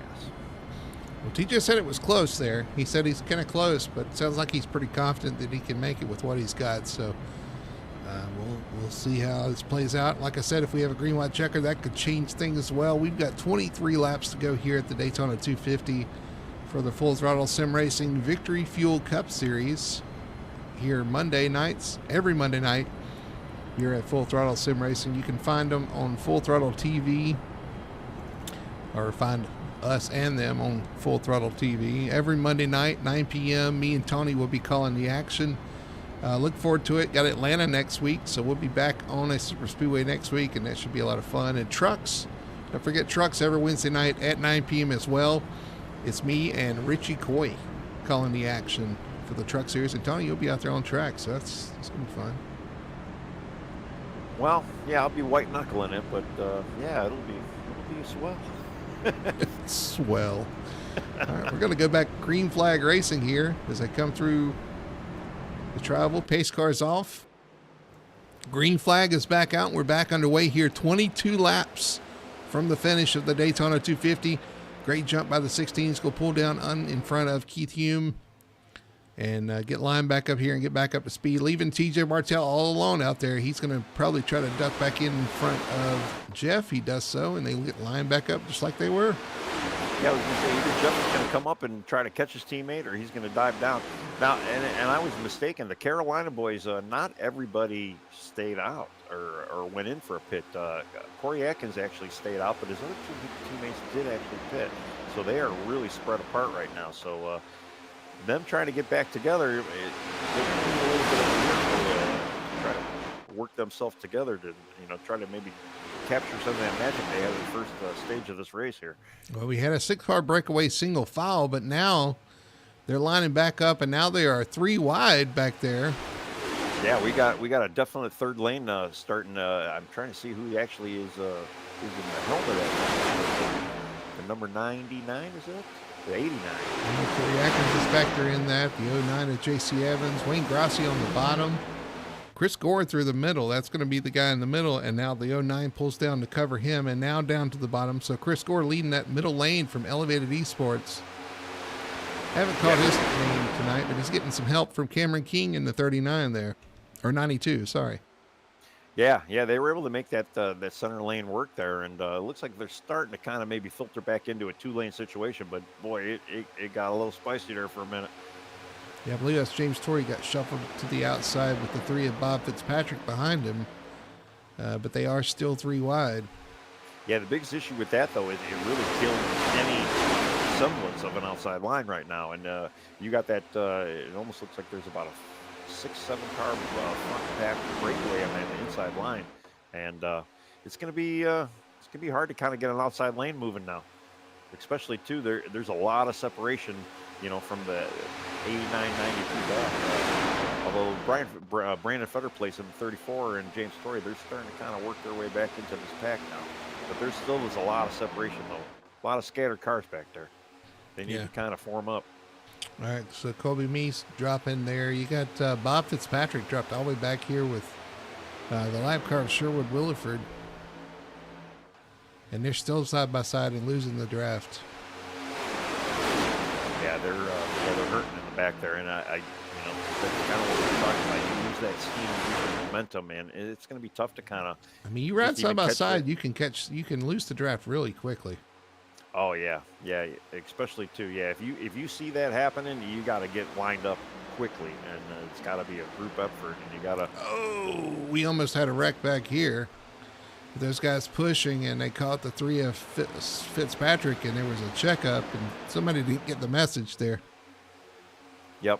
Yeah, and it looks like 2 of the Carolina boys are back there just kind of. Mm-hmm. Fast cars, but nowhere to go. Yep. Yeah, now too they got to. I mean, we'll see. I don't know if they can lead that second pack. They might be able to kind of. There's only back up. 4 cars, I think, back there. So I mean, they're going to need a caution. I think they're done if they don't get a caution. Yeah. 2, I'm looking. We got Chris Gore. He's given. He gave Corey Atkins a great push out front, but then he kind of let him high and dry. Dove down to the inside in front of Robert Malikian. Now Corey is getting pushed by James Torrey, and James Torrey's actually having a great run right now, sitting in 3rd spot. Well, those 2 on the bottom are teammates too. Yeah, but James Torrey doing a great job pushing that outside lane with Corey Atkins there. Now Corey's going to go to the bottom in front of Chris Gore. So that was a tight dive down. Yeah, I think he Chris might be letting him know about it right now. Yeah. Now we're getting a little bit of checkup on that inside line though too. You know, it takes a little while for a car like that to dive down for that lane to kind of get back organized to get moving again. But I can see though, you know, you look, you know, we talked to TJ, and you know, they're saving gas back there. So I mean, they're probably sitting in the spot right now where they're saying, hey, we're good right now for a little while. We'll just kind of keep saving us a little bit of gas. Well, if they're seeing what we're seeing, they might also be kind of waiting to avoid something. Yeah. Well, yeah, and we've kind of seen that too with Richie Coy and Lane Allen too. They're kind of all 4 of them kind of all stacked up right now, or you know, kind of in the middle of the pack, and they just kind of just riding, being clean. We got Wayne Grassi. Oh, there he goes. Oh, Chris Gore turned around right in front of the outside lane. And involves James Torrey is tore up. Kobe Meese involved. Richie got a little piece of that. It looks like even Lane. I don't know if Lane got hit or he Brian just Dixon was able to make it down into the apron to get away from it. But. Chris Gore, he's all tore up. There's the Richie Coy machine. He's got plenty of damage. Big one down the back stretch. Just the push going wrong between teammates. The 16 and the 89. Turned the 89 right. We saw that with Christopher Bell Sunday night. Just a push going wrong. Turned him right in front of the outside lane, and it was on from there. Well, the 2 guys that looked pretty good with it and are probably happy about it because they didn't get any damage is TJ Bartel and Jeff Chandler. Showing 4th and 5th right now. We know they were saving gas. They look clean. They got through it. Now they can save a bit of gas. See where it starts, the 89. Chris Gore gets turned and just right in front of everybody on the outside lane. Richie gets clipped. Man. It happens so quick. One wrong bump, and that's why, you know, you gotta practice your bumps. You gotta practice. 16 got pushed. 16 got pushed into the 89. The 4 was pushing the 16 and pushed him right into the 89 and turned him right around. He's not gonna be happy about that. Yeah, don't push the pusher. Yeah, we've been saying that all night, and they've been doing it all night, and finally it bit them. Yeah, that's you know, a lot of guys riding around the back and just want to get caught up. And those accidents happen like we just saw. It don't matter where you're placed. You know, you got to be really far back. More on the back of the 16 was in the back of the 89, had nothing to do. I mean, yeah, that's unfortunate. Let's see what the 19 actually saw here. Richie was just trying to get into the outside lane when that was happening too. If he would have stayed down low, he probably would have been trying to make a move to the outside line just at the wrong time. He got clipped in the right rear, but he might, I don't know if it broke a toe link, but he might be all right. I mean, it was a hard hit, but it just spun him around. The front didn't get any damage. Yeah, and it doesn't look like he had any collateral damage from another car wrecking him. Let's ride on Brooklyn James' story. This is what I want to see. This happened right in front of me. Going down the backstretch, fine. Car turned right in front of me. Nowhere to go. Right in the door of the 89, man. And then just, it's the broadcaster's curse. You know, we're just talking about a lot of these guys, how well they were doing. And, oh, man, James was having such a good night, too. And yep, just kind of hanging out there, biding his time. And him and the 09? Yeah. JC Evans? JC Evans was having a good night too, and he was did he get through that? I thought he was right behind the 6, was he not? No, he wasn't. He was okay, he wasn't the one pushing. Who was pushing the 6?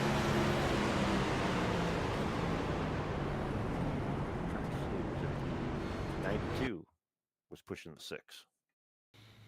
Somebody got through there. Let me see if I can. Yeah, JC Evans was actually kind of back in the pack. He was able to see it right away, slowed down. He was able to get through there, no problem. Oh, was it Fetter Place? I think it was Fetter Place who snuck through there. What's this? He was on the outside lane and happened to see it in time. I mean, he moves to the bottom. Wow. Did he get by the 89? Oh, he just gets by the 89, sees the 19 spinning, goes down to the grass, and is able to avoid all of it. What a move. That 39, that 34 was able to avoid it, and he is currently in the top 5. Yeah, and it almost looked like he may have pushed Lane Allen down, but Lane actually looked like he kind of went down low enough and gave him a bit of room. Well, there was a little tiny bit of contact, but yeah, if Lane didn't do that, Lane kind of saved the two of them for just doing that. We'll go back and see Wayne, because I know we're getting ready to go back green. Wayne sees all of it, just goes to hits the grass. We get way down here, and it works. Yeah, a lot of good moves by a lot of drivers back there. So yeah, good heads up driving by a lot of those guys. Unfortunately, we did see what we saw, and it is what it is. And but you know, kudos to a lot of the guys that were able to make it through there. Yeah, you got to know though, if you're in line there, you don't want to be pushing. You push somebody up on somebody else, and that's bound to happen. You know what's going to make him more upset though? The guy that actually maybe started that wreck, not a bit of damage. Just kind of scoots through, keeps going. I mean, that's always irritating when you're in a wreck. You're like, it happens all the time. It too. does. It does. You know, I know TJ and I got taken out on Wednesday, and yeah, the guy that unfortunately had the issue, yeah, he kept going. He was fine. We were destroyed, but hey, whatever. We're gonna get back racing here. Pace car is off. We're going to go back green flag racing. Corey Atkins leading the inside lane. You got Robert Malikian on the outside lane. Keith Hume pushing the 1. And behind Robert Malikian, it's going to be the teammates of the 28 of Bartel and the 31 of Chandler.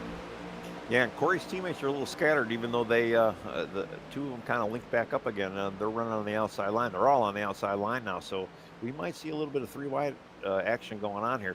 We are almost down to 10 to go, though, so things are going to really ramp up. Yeah, 12 laps to go here. You got the 16 of Robert Malikian all over the back bumper of Corey Atkins in the 1. On the inside, it's the 4 of, and now the inside's going to be the 16 as he pulls down in front of the 4 of Hume. He's going to lead that inside lane, take the lead here with the 4 and the 34 on the inside lane, and then Lane Allen in 4th. Oh, and you see the 16 kind of bobble off the corner.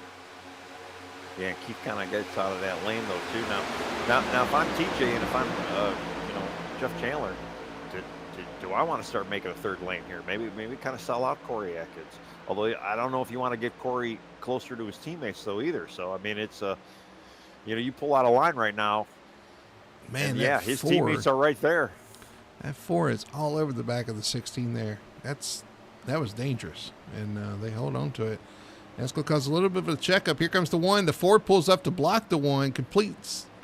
Man, makes a big checkup right there. He's being a little overly aggressive out there, and he's got to be careful because. And it's going to cost him. Boy, they hang on to it somehow. And I get he wants to be up there, but you still got to finish this thing, man. Looking like Stenhouse out there. Yeah, and I mean, again, and Stenhouse didn't finish the race either. Yeah, well, you know, and I know, you know, these guys probably don't. I don't know if they realize how strong the Carolina boys were early on. So I mean, it's got to be in the back of some of these guys' mind that you do not want these guys to team up. But they were pushing aggressively too, though. So it's just like it's.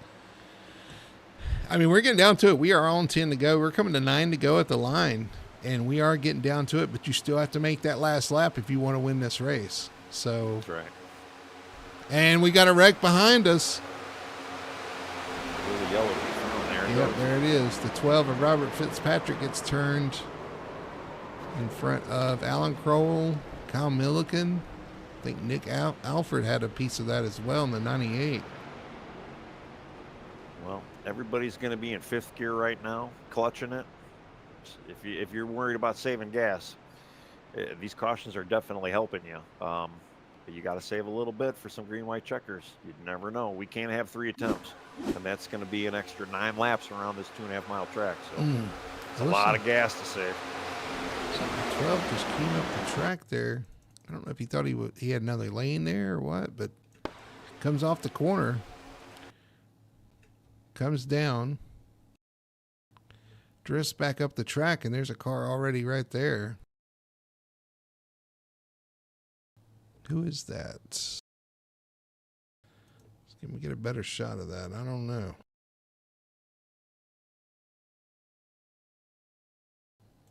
Oh, man, is that J.C. Evans? No, that is the... I mean, J.C. Evans was involved. When you go down the outside, it's the 98 of Nick Alford. In the middle there, it's like the 12 just moves up the track, and there's 98's there. And well, they were almost 4 wide. I almost wonder if Robert even knew he had a car up there. Well, that's it looks like he just kind of got. That's why we have spotters, Tony. Yeah, well, it looked like he just got a little out of shape there, but yeah, I don't know. Yeah, unfortunately, I just a lane change gone wrong there, and. Unfortunately, collects a few here, and everybody's going to, well, not everybody, but a lot of the guys in the back are going to come down, maybe get some fresh tires and some fuel, and try to make a run at it at the end here. About 16th on back is going to come to pit road. So the top 15 are going to stay on track. It was a slow moving wreck, though, so it didn't look like too many people got damaged. Yeah, it definitely hurt some guys' positions, but I don't think anybody got taken out from it. Kevin Ruff's going to get the lucky dog here, coming around the pack. Corey Atkins continue to lead. TJ Bartell second. Jeff Chandler third. Ryan Lark fourth. There's Ryan Lark, teammate up there. Keith Hume fifth. Robert Maliki in sixth. Jamie Knopf in seventh. Eighth is Brandon Fetterplace. Ninth, Bob Fitzpatrick. And 10th is Lane Allen. Yep, and the Carolina boys. Yeah, we got 2 in the top 5 right now. The third member is sitting in 15th right now, so he's a little further back from his teammates. But what are we going to have? We're going to have maybe 5 laps to go when this thing gets green again, and this is where we're going to see some fireworks, I think. Yeah, you probably were right. I didn't expect it to happen back there in the back, but we're getting down to it, and this is where patience starts to run out. Blocks start being thrown like we saw with the 4 of Hume, and reputations start to be made as well, depending on how things go down here for you and for others. Well, it goes back to what we said at the very, very beginning of our broadcast. This is Daytona. This is our Daytona 500. I mean, granted, it's our 250, but this is a once a year race, big prize, crown jewel. You know, this is everybody wants to win this, and this is, eh, people are going to do what they have to do. They're going to wreck their mom out there to win this race. Your mom's watching, so I don't know if she's going to be She so happy to is. hear that. Well, she understands though. All right, we get the one to go here. They're going to line up double file here. The one's going to take the inside. The outside's going to be TJ Bartell. We're going to go green flag racing next time by. You're right. It's going to be 6 laps to go when we get to the line. A little shootout here, and we'll see if we make it all the way to the white flag. Remember, in iRacing, once the white flag flies, there are no cautions, and usually it's a brawl from there to the start-finish line. So we'll see how these guys make it out. See if they can do it better than some of the guys in real life, because I don't think we had a single race. Well, we had the ARCA race, I guess, made it to the line for the finish, but then they wrecked afterwards. So I don't know if you want to count that, but Yeah, right. We're not going to have that secret phantom caution, in turn 4, on the last lap, like the actual series. So these guys are going to run back to the green or run back to the checkered all the way. And hopefully we'll see it, but we got 3 green-white checkers, just in case if we don't. Do guys have enough gas for it? Tony, I've said it for the last couple of weeks. If you come to turn 3 and 4 and you can see the leader, you can win this race. So Oh yeah. really the goal is to just make it through turn 3 and 4. Hope that you miss a wreck if it happens and you've got a shot. Now, sir, you want to be up front. You want to be, kind of in control of your own destiny for sure. But otherwise, you still have to stay in it. You've still got a chance to win it if you can make it to 3 and 4 and can see the leader. Well, we're either going to see a big pack cross that checker finish line, or we're going to see them strung out, and whoever's got the most momentum is going to win it. So, got an interesting lineup here too, because we got TJ on the outside with help from the 00 Ryan Lark, who's the teammate of the leader of the inside lane, and then Jeff Chandler is behind him with a teammate leading the outside lane. So green flag is out. We are underway here. 6 laps to go in the Daytona 250 for the Victory Fuel Cup Series, and that outside lane did not get a good jump. No, we got Jeff Chandler jumping right up to the outside right away. But I was going to say, that might actually work out. Now the teammates are together on the outside lane. Well, and Jeff really kind of had, he was kind of controlling this too, because, he could have laid back off of a Corey and maybe even allowed his teammate to kind of get up in front of him. So, good move on Jeff. We got on the outside the one of Cody Atkins, Keith Hume in there in the 4, and then you got the 48 of Jamie Knopf in the 3rd. And now the teammates are going to kind of pull down, and they are going to make that work. They're going to pull down and take the lead of the inside lane. Jeff Chandler leading TJ Bartell, coming to 5 laps to go at the line. Now TJ's just got to TJ's got to keep pushing, but he's got to be careful that you don't get those Carolina boys lined up. And you just did. And they just did. You just did. There's the one jumps up in front of the 00. Can they get reorganized and get a run on the outside lane? Now Keith has got to be careful though. Do not push TJ. Stay off TJ. Oh, you see Keith get shuffled out to the inside lane. And that kind of chucked up that line. And then here we go. Corey Atkins right up there. These guys are going to be dipping down in about 2 seconds. There we go. And we got somebody turned around to do 3 and 4 here. How about when Malikian joins them? So, and no caution. No Carolina caution. boys up front with Malikian running 3rd. They're still racing up here. You got the one of Cody Atkins and Ryan Lark, 1-2 teammates. 3rd place is going to be Robert Malikian, Jeff Chandler in 4th. And now TJ Bartell clears for 5th. Yeah, that little checkup by Keith kind of really destroyed that line and kind of gave it away. Although we got a little movement on the outside, yeah. There you go. Robert Malikian moving to the outside lane, trying to get a push from Jeff Chandler. Can they choke out that inside line enough? You got Jamie Knopf up there, 3rd place on the inside lane. New player there, but now they are 2x2. Lined up outside lane, inside lane. Robert Malikian getting a big push from the 31 of Chandler. Yeah, where did Jamie come from? Just come out of blue, and here he is sitting in the top 5 right now. Well, we got 3 laps to go here at Daytona 250. 3 laps to settle it, and that outside lane is getting a lot of help. I'll tell you, 3 laps, and it's going to be the longest 3 laps of these guys' life. And They still got quite a bit of time, though. A lot of stuff could still happen. Oh, now we got a third lane for him, and that's going to be Brandon Fetterplace, your pole sitter, looking to the inside, third lane. Now the 16 Cameron pulls King. down to block it. Yeah, Cameron King was giving him a push. Malikian kind of came down. Didn't help out Jeff Chandler and TJ Bartel, unfortunately. They got kind of shuffled in the back there. They did. You see TJ touch the wall. They're coming to 2 to go. 2 laps to go here at Daytona. The one pulls Corey's up to mirror block. driving. Yeah. Corey's. That always isn't a great strategy, but we'll see what it does for him. And here comes the 16. He's going to break up the Carolina boys. Pulls to the inside with 0 behind him.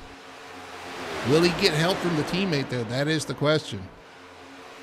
I would say probably not, but yeah, you never know. And now you got the outside lane. Brandon Fetterplace is going to go to the outside. 2 laps to go here down the backstretch. They're going to leave that one out. And everybody's leaving the one out. He is falling like a brick right now. Oh, you see the 0 get loose. He saves it.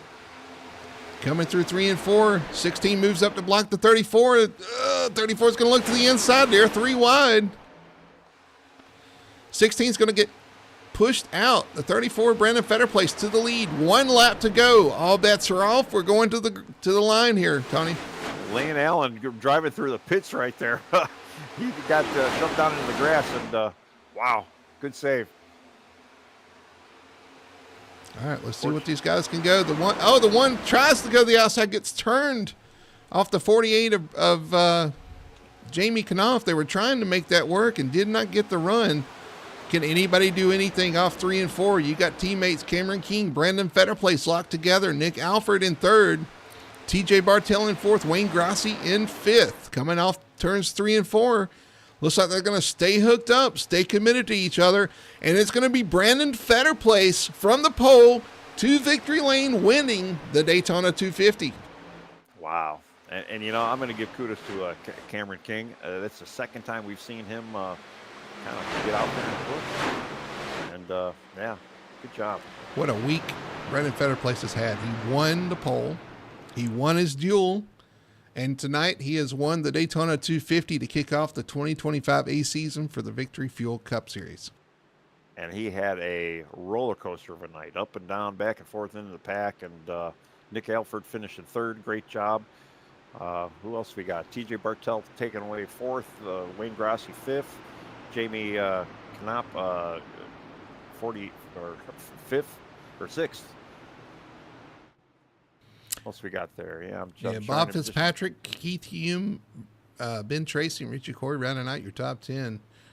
And, man, what a race. And I got to give kudos to these guys, too. They didn't wreck coming to the line. Of course, no. they had teammates, and they kind of stayed together, but they did not wreck coming to the line. That's something that the real guys seem to not be able to do. So yeah, it got a little shaky there. Yeah, but yeah, they were able to hold it together. And what a finish, yeah, wow. man. Yeah, great race. It was crazy out there for sure. These guys putting on a show, man. We had so many almost wrecks, and but we were able to come to the line with a 6-lap shootout and keep it mostly green. Congratulations to Brandon Fetterplace, man. What a finish. And honestly, he told me that Talladega in the offseason was his first super speedway win, so he's got 2 back-to-back now. I guess expectations are high going next week to Atlanta. Well, yeah, it's a whole different animal too. And you know, I'm looking to it. Nick Elford 3rd place. Hard Charger award came from 30th all the way to 3rd.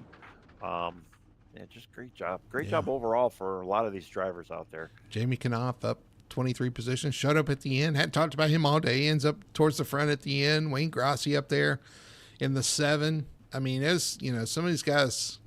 Ben Tracy comes back from losing a draft, I think, twice to finish ninth. So to a top 10, yeah. Let's look at our finishers anyway, since we're talking about them. Let's see. With the win tonight, it's going to be Brandon Fetterplace. Cameron King, teammate behind him, in 2nd. Nick Alford finishes in 3rd. 4th is going to be TJ Bartel. 5th is the 7 of Wayne Grassi. 6th is going to be Jamie Knopf in the 48. 7th is going to be Bob Fitzpatrick. Keith Hume brings it home in 8th place. 9th is going to be Ben Tracy. 10th is going to be Richie Coy.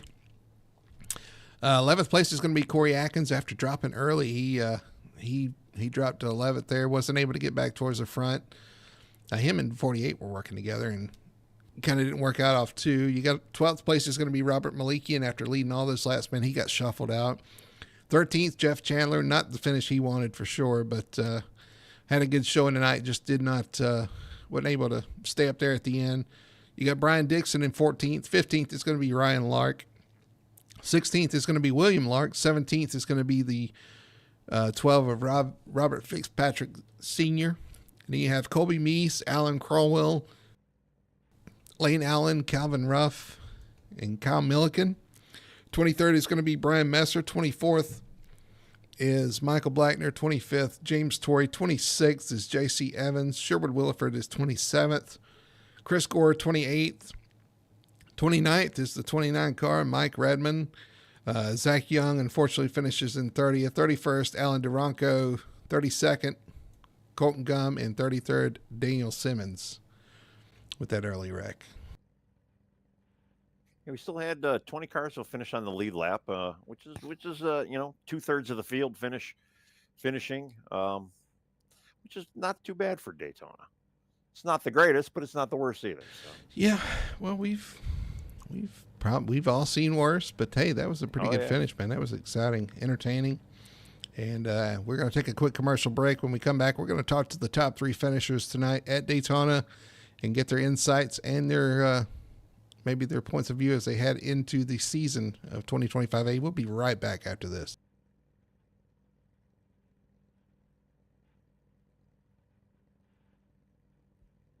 Racing isn't easy, but experiencing it is. iRacing puts you in the driver's seat with the industry's leading sim racing game. Drive on laser scan replicas of the greatest racing circuits from around the world. Go head-to-head against other drivers chosen by skill-based matchmaking to ensure competitive racing at every level. Compete across all your favorite series. In officially licensed cars, engineered to deliver the most accurate driving experience possible.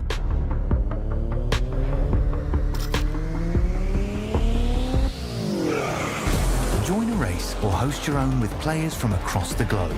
Race against the computer or in a league with friends. Feel the thrill behind the wheel. Visit iRacing.com.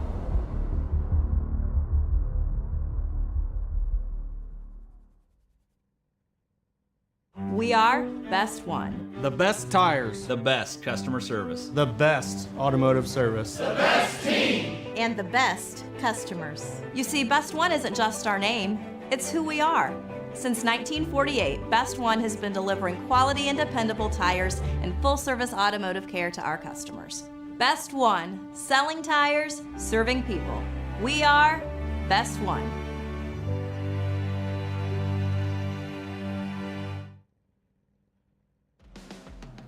Back here at Daytona International Speedway, just wrapping up the 2025A Daytona 250 for the Victory Fuel Cup Series, won by Brandon Fetterplace. What a finish! What an exciting race! Had a little bit of everything. We're going to head to our post-race victory lane, post-race show presented by Victory Fuel. Let's see if I can grab our third place finisher, Mr. Nick Alford. All right, Nick. Congratulations, Nick Alford, our third place finisher tonight at the Daytona 250 here at Daytona International Speedway. Man, we didn't talk much about you, but you showed up when it mattered up there with some teammates. Man, tell me about your race. Yeah, man. So unfortunately I missed the duel. I had to work that night, so I had to come from the back. And I just kind of had a whole bunch of bad luck getting caught up in other people's messes. I ended up finishing this race with 16 incident points. But was able to help push my teammate to victory lane there. You make a good point. I didn't even think about that. I forgot about that. You were involved when the 12 came up on you there. I mean, you were involved in I think it was the second to last wreck, or was it the last wreck? Whatever it was, you're right. Yeah. You were right in the middle of it. Yeah. The 12, I guess he didn't know I was there and came up on me and put us both in the fence. But Well, luckily only had 37 seconds of optional damage, got all that fixed, and came from the back. Well, you're right. You were up 27 positions from your starting spot. Came from the back. Kind of walk me through your night. How did you kind of pick and claw your way through the field? Like you said, it sounded like it was kind of eventful. Yeah, man, it was constantly trying to link up with teammates, and just trying to stay together as much as we could. Myself and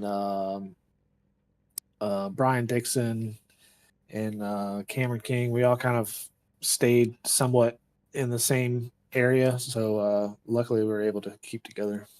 Well, you did a great job. We're going to be at it again next week in Atlanta. Another super speedway, just a little bit different beast up there. What's your expectations for that? What's kind of the plan?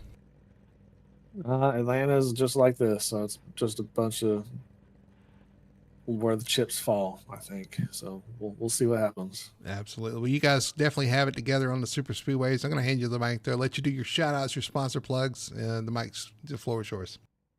Yes, sir. Just shout out Hotline Heroes team. And then Brian Dixon and his team helped us out. Yeah, that's really it, man. All right. There's your third place finisher tonight. Nick Alford doing what it takes, working with the teammates, bringing it home in third place. Tony, I believe you're standing by with second place finisher Cameron King. Yes, I am. Hey, Cameron. Hey, how are you? Congrats on your second place. I know you're new to the league and all. Just kind of walk us through your night tonight. You kind of had a little bit of a whirlwind, huh? Yeah. No, my night started off great. Started behind two teammates, and then at some point ended up in the back with 37 seconds of damage. And then there in the accident, I don't know, with maybe 20 to go or on the backstretch, I kind of pushed my way through it. There was nowhere for me to go.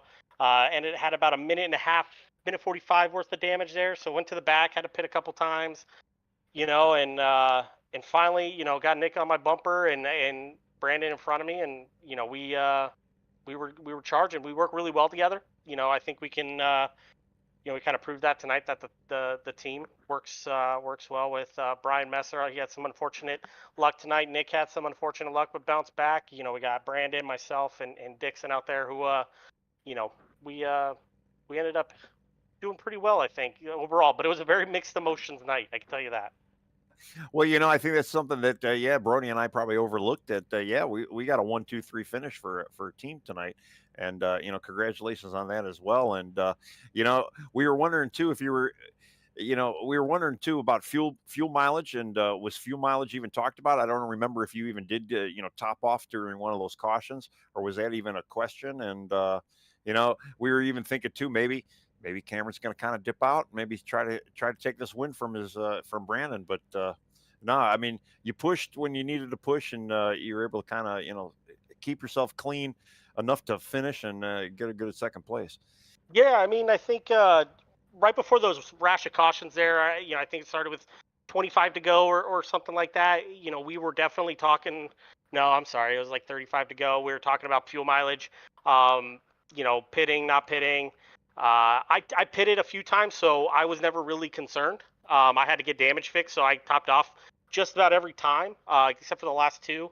So I had plenty of fuel to go to the end, and extra if needed. I still had about 2-3 gallons left. And yeah, I race. I like restrictor. I like these tracks. So I've gotten fortunate over the last couple of months, kind of learning them and knowing when to bump, when not to bump, and having a teammate in front of you that can handle it. When I was locked on, I was about to blow up right there at the finish line. I was pushing 300 on the dash and oil temp, and 290 on my water temp. So it was records or checkers there at the end, but luckily we made it. And I just try to. I wasn't gonna peek out from Brandon. I think a lot of people probably expected that, but being a teammate, I think that comes, when you're trying to win a team championship, I think that's the important part there. And getting a 1-2-3 was really important for a brand new team, first year in the league, and trying to solidify ourselves as someone to potentially challenge for this thing. Well, I can relate to dipping out or being dipped down on, so I get it, and I can relate to the 1-2-3. And again, congrats on the second place and the team finish. I'm just going to open the floor if you want to thank any sponsors or give a shout out to anybody. The floor is yours. Yeah, so obviously you guys and everybody that puts Full Throttle the league on, amazingly great team, great work, all across the board, great, good talent up and down. But Inferno Motorsports, that's the team I associate myself with, and then Hot Lap Heroes inside this is kind of an offshoot of that. There's a couple of us that run with that on the asphalt side, but Fine Line Designs, Brandon, Better Place, obviously for being the league, the team owner, Nick, for staying glued to me there, and everybody that we worked with, Colby, Brian Dixon, Brian Messer, we all worked really well together, and had a stellar setup underneath it, and I think that made a difference too. So, I'd like to thank those guys too. Well, cool deal, man. Well, congrats again. And I think we got Brody with our winner, Brandon.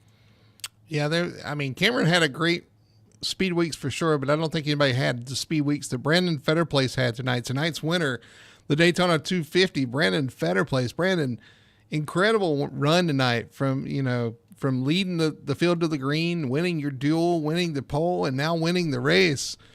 You've got these things figured out. Can you believe it? I mean, I can't believe it. Listen, if you've ever spoken to me outside of here, I am not a fan of these places at all. I don't like any super speedway. If they weren't on the schedule, I'd be completely happy. But I, for some reason, have gotten to some good luck here recently with them, and that's starting to sway me just a little bit. It's much more fun to take the checker than it is to be upside down in one of these things. Absolutely. And we did have one get upside down tonight too. So that definitely can happen. But yeah, man, the stat was going to show you started on the pole and won the race, but it wasn't quite as simple as that. I'm sure there was a lot of things that happened between these 100 laps that you ran. You fell to the back, kind of worked your way back to the front, ended up at the front at the end. Kind of talk me through your race. Kind of, what did you see from the driver's seat out there tonight?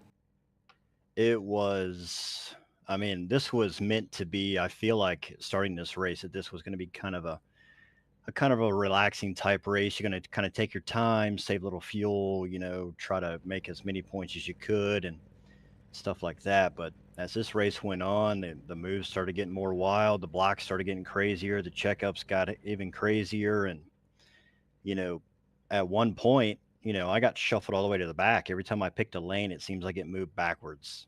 And it was definitely in the team chat. We were kind of pumping each other up and, trying to talk our way through it, because, you start up front and you run up front most of these races, and then you get shuffled back, and it's like, really? And, I had Brian Messer and a couple others, they had really bad nights for one reason or another. So, just trying to keep everybody on the positive note. And then we started charging towards the front, and I basically told everybody over the radio, I'm like, we have to go. Let's just go. Well, you did. And we did. And, I can't thank my teammates enough. Cameron King, Nick Alford, Brian Dixon, and all of them. They really helped out tonight, and I couldn't have done it without them. So, it was a huge team effort. Yeah, it's definitely a team sport out there on the super speedways for sure. And you definitely had, you guys had it figured out there towards the end. We had a few teams out there really, really strong out there. Tony, I'm going to pass it to you though. I'm sure you got something for him. Well, yeah. First of all, congratulations. Yeah, a hell of a speed weeks, hell of a Daytona. I just got to ask, you got a third hand out there or something? Because there's somebody out there chatting, and it's initials BP, and are you out there texting and winning races? I'm just curious. I'm doing everything I can behind this wheel. I promise you, that ain't me. That's a buddy of mine. So he was. I sent him the link to watch the broadcast, and I'm really happy that he watched it, and he's texting me and telling me great job. So it's really cool whenever you send these links, send the broadcast out to friends and family and whatnot, and they cheer you on. So it's definitely a big boost. Well, he did mention your coworkers, but then there was an LOL, and then and then there was the shades emoji. So I had to make the question, but yeah, hey, it's always cool to have friends watching, and we appreciate you putting the word out there. Hell That's yeah. pretty cool. Yeah. Oh yeah. Absolutely. Yeah, I do that Absolutely. too. I send it out to everybody I know. I start texting people the link and discords and stuff. So yeah, that's a buddy of mine, and I'm sure I'm going to hear about it in the morning whenever I see him. So Absolutely.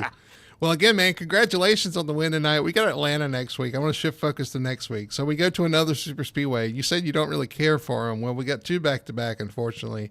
You had 1 win in the super speedway in the off season at Talladega. You got to win in Daytona. Are we going to see a 3rd win on the super speedway next week? don't you put that bad luck on me. uh, I listen. I'm going to approach that one the same way that I approached this one. I'm just going to show up and try to get as many points as I can. I'd like to make an actual run towards the championship and give Richie, someone to really fight with. So, that's my goal. I'm not going to do anything crazy. And hopefully maybe I can push Cam to a win. So we'll see. Yeah, give the love back for sure. Hey, you're off to a great start, man. You got the 10 points of the duel. You got the win tonight. Points are in your favor. You're definitely starting off strong like you need to. We'll see what can happen next week, but I'm going to give you the mic to let you do your shout outs and your sponsor plugs. I appreciate that. First and foremost, thanks to Hot Lap Heroes. It was a huge team effort tonight, and I couldn't have done it without them. So thanks to them. Thanks to the other teams that helped out, Brian Dixon, Kobe, Fitzpatrick, guys like that. Thanks to Premier Setups for the Bad Fast setup at this track. I make it, I do what I can with it, but that setup is pretty much carrying me right now. So thanks to the league. Thanks to you guys for the broadcast. Hopefully I didn't forget anybody, but hey, just thanks to everybody. All right. There's your winner tonight. Brandon Fetterplace starting off strong, takes home the victory tonight at Daytona, the Daytona 250. He'll go in the record books as the Daytona winner for sure. And starting off the season strong, Tony, he talks about points. He's already thinking about points, talking about the points championship. Well, he definitely owes Cameron a little bit next time around. And what a way to, we've been on the 1, 2, 3 a couple times in this league, and to do it at a plate track, especially the night that they've had. We've done it under other circumstances, but to have the last few laps shake out the way they did, and for them to get the job done how they got it done, I mean, my hat's off to all 3 of them, and good job, good effort for that team, and they really made it exciting for us to watch, and hopefully everybody out there watching had a great time watching as well. Yeah, I hope everybody had fun for sure. They definitely did a good job. Another shout out to the guys for making it 6 laps without a wreck there at the end, coming home with a 6-lap shootout to the end. Kudos to them, because a lot of people, there's a lot of leagues out there and a lot of official racing that you would not get a 6-lap shootout to the end. So kudos to everybody who finished the race there at the end. Was a great race. Was a lot going on out there, Tony. And next week at Atlanta, we're going to see some of the same stuff. So everybody that watched tonight, tune in next week at 9 p.m. Monday night. We'll be at Atlanta Motor Speedway. Do they still call that, or Super Speedway? Who knows? It's going to be interesting with the new pit road there too. So we'll see what happens next Monday night, 9 p.m. right here on Full Throttle TV. You'll see the Atlanta 250 with these guys. Once again, we'll see if Brandon Fetterplace can go 2 for 2, or somebody else, maybe one of the new guys sneaks in there and gets a win. We'll see what happens. But for Tony Solari, everybody at Full Throttle TV, and my name's Brody Hanna. Thanks for tuning in. We'll see you next week at Atlanta.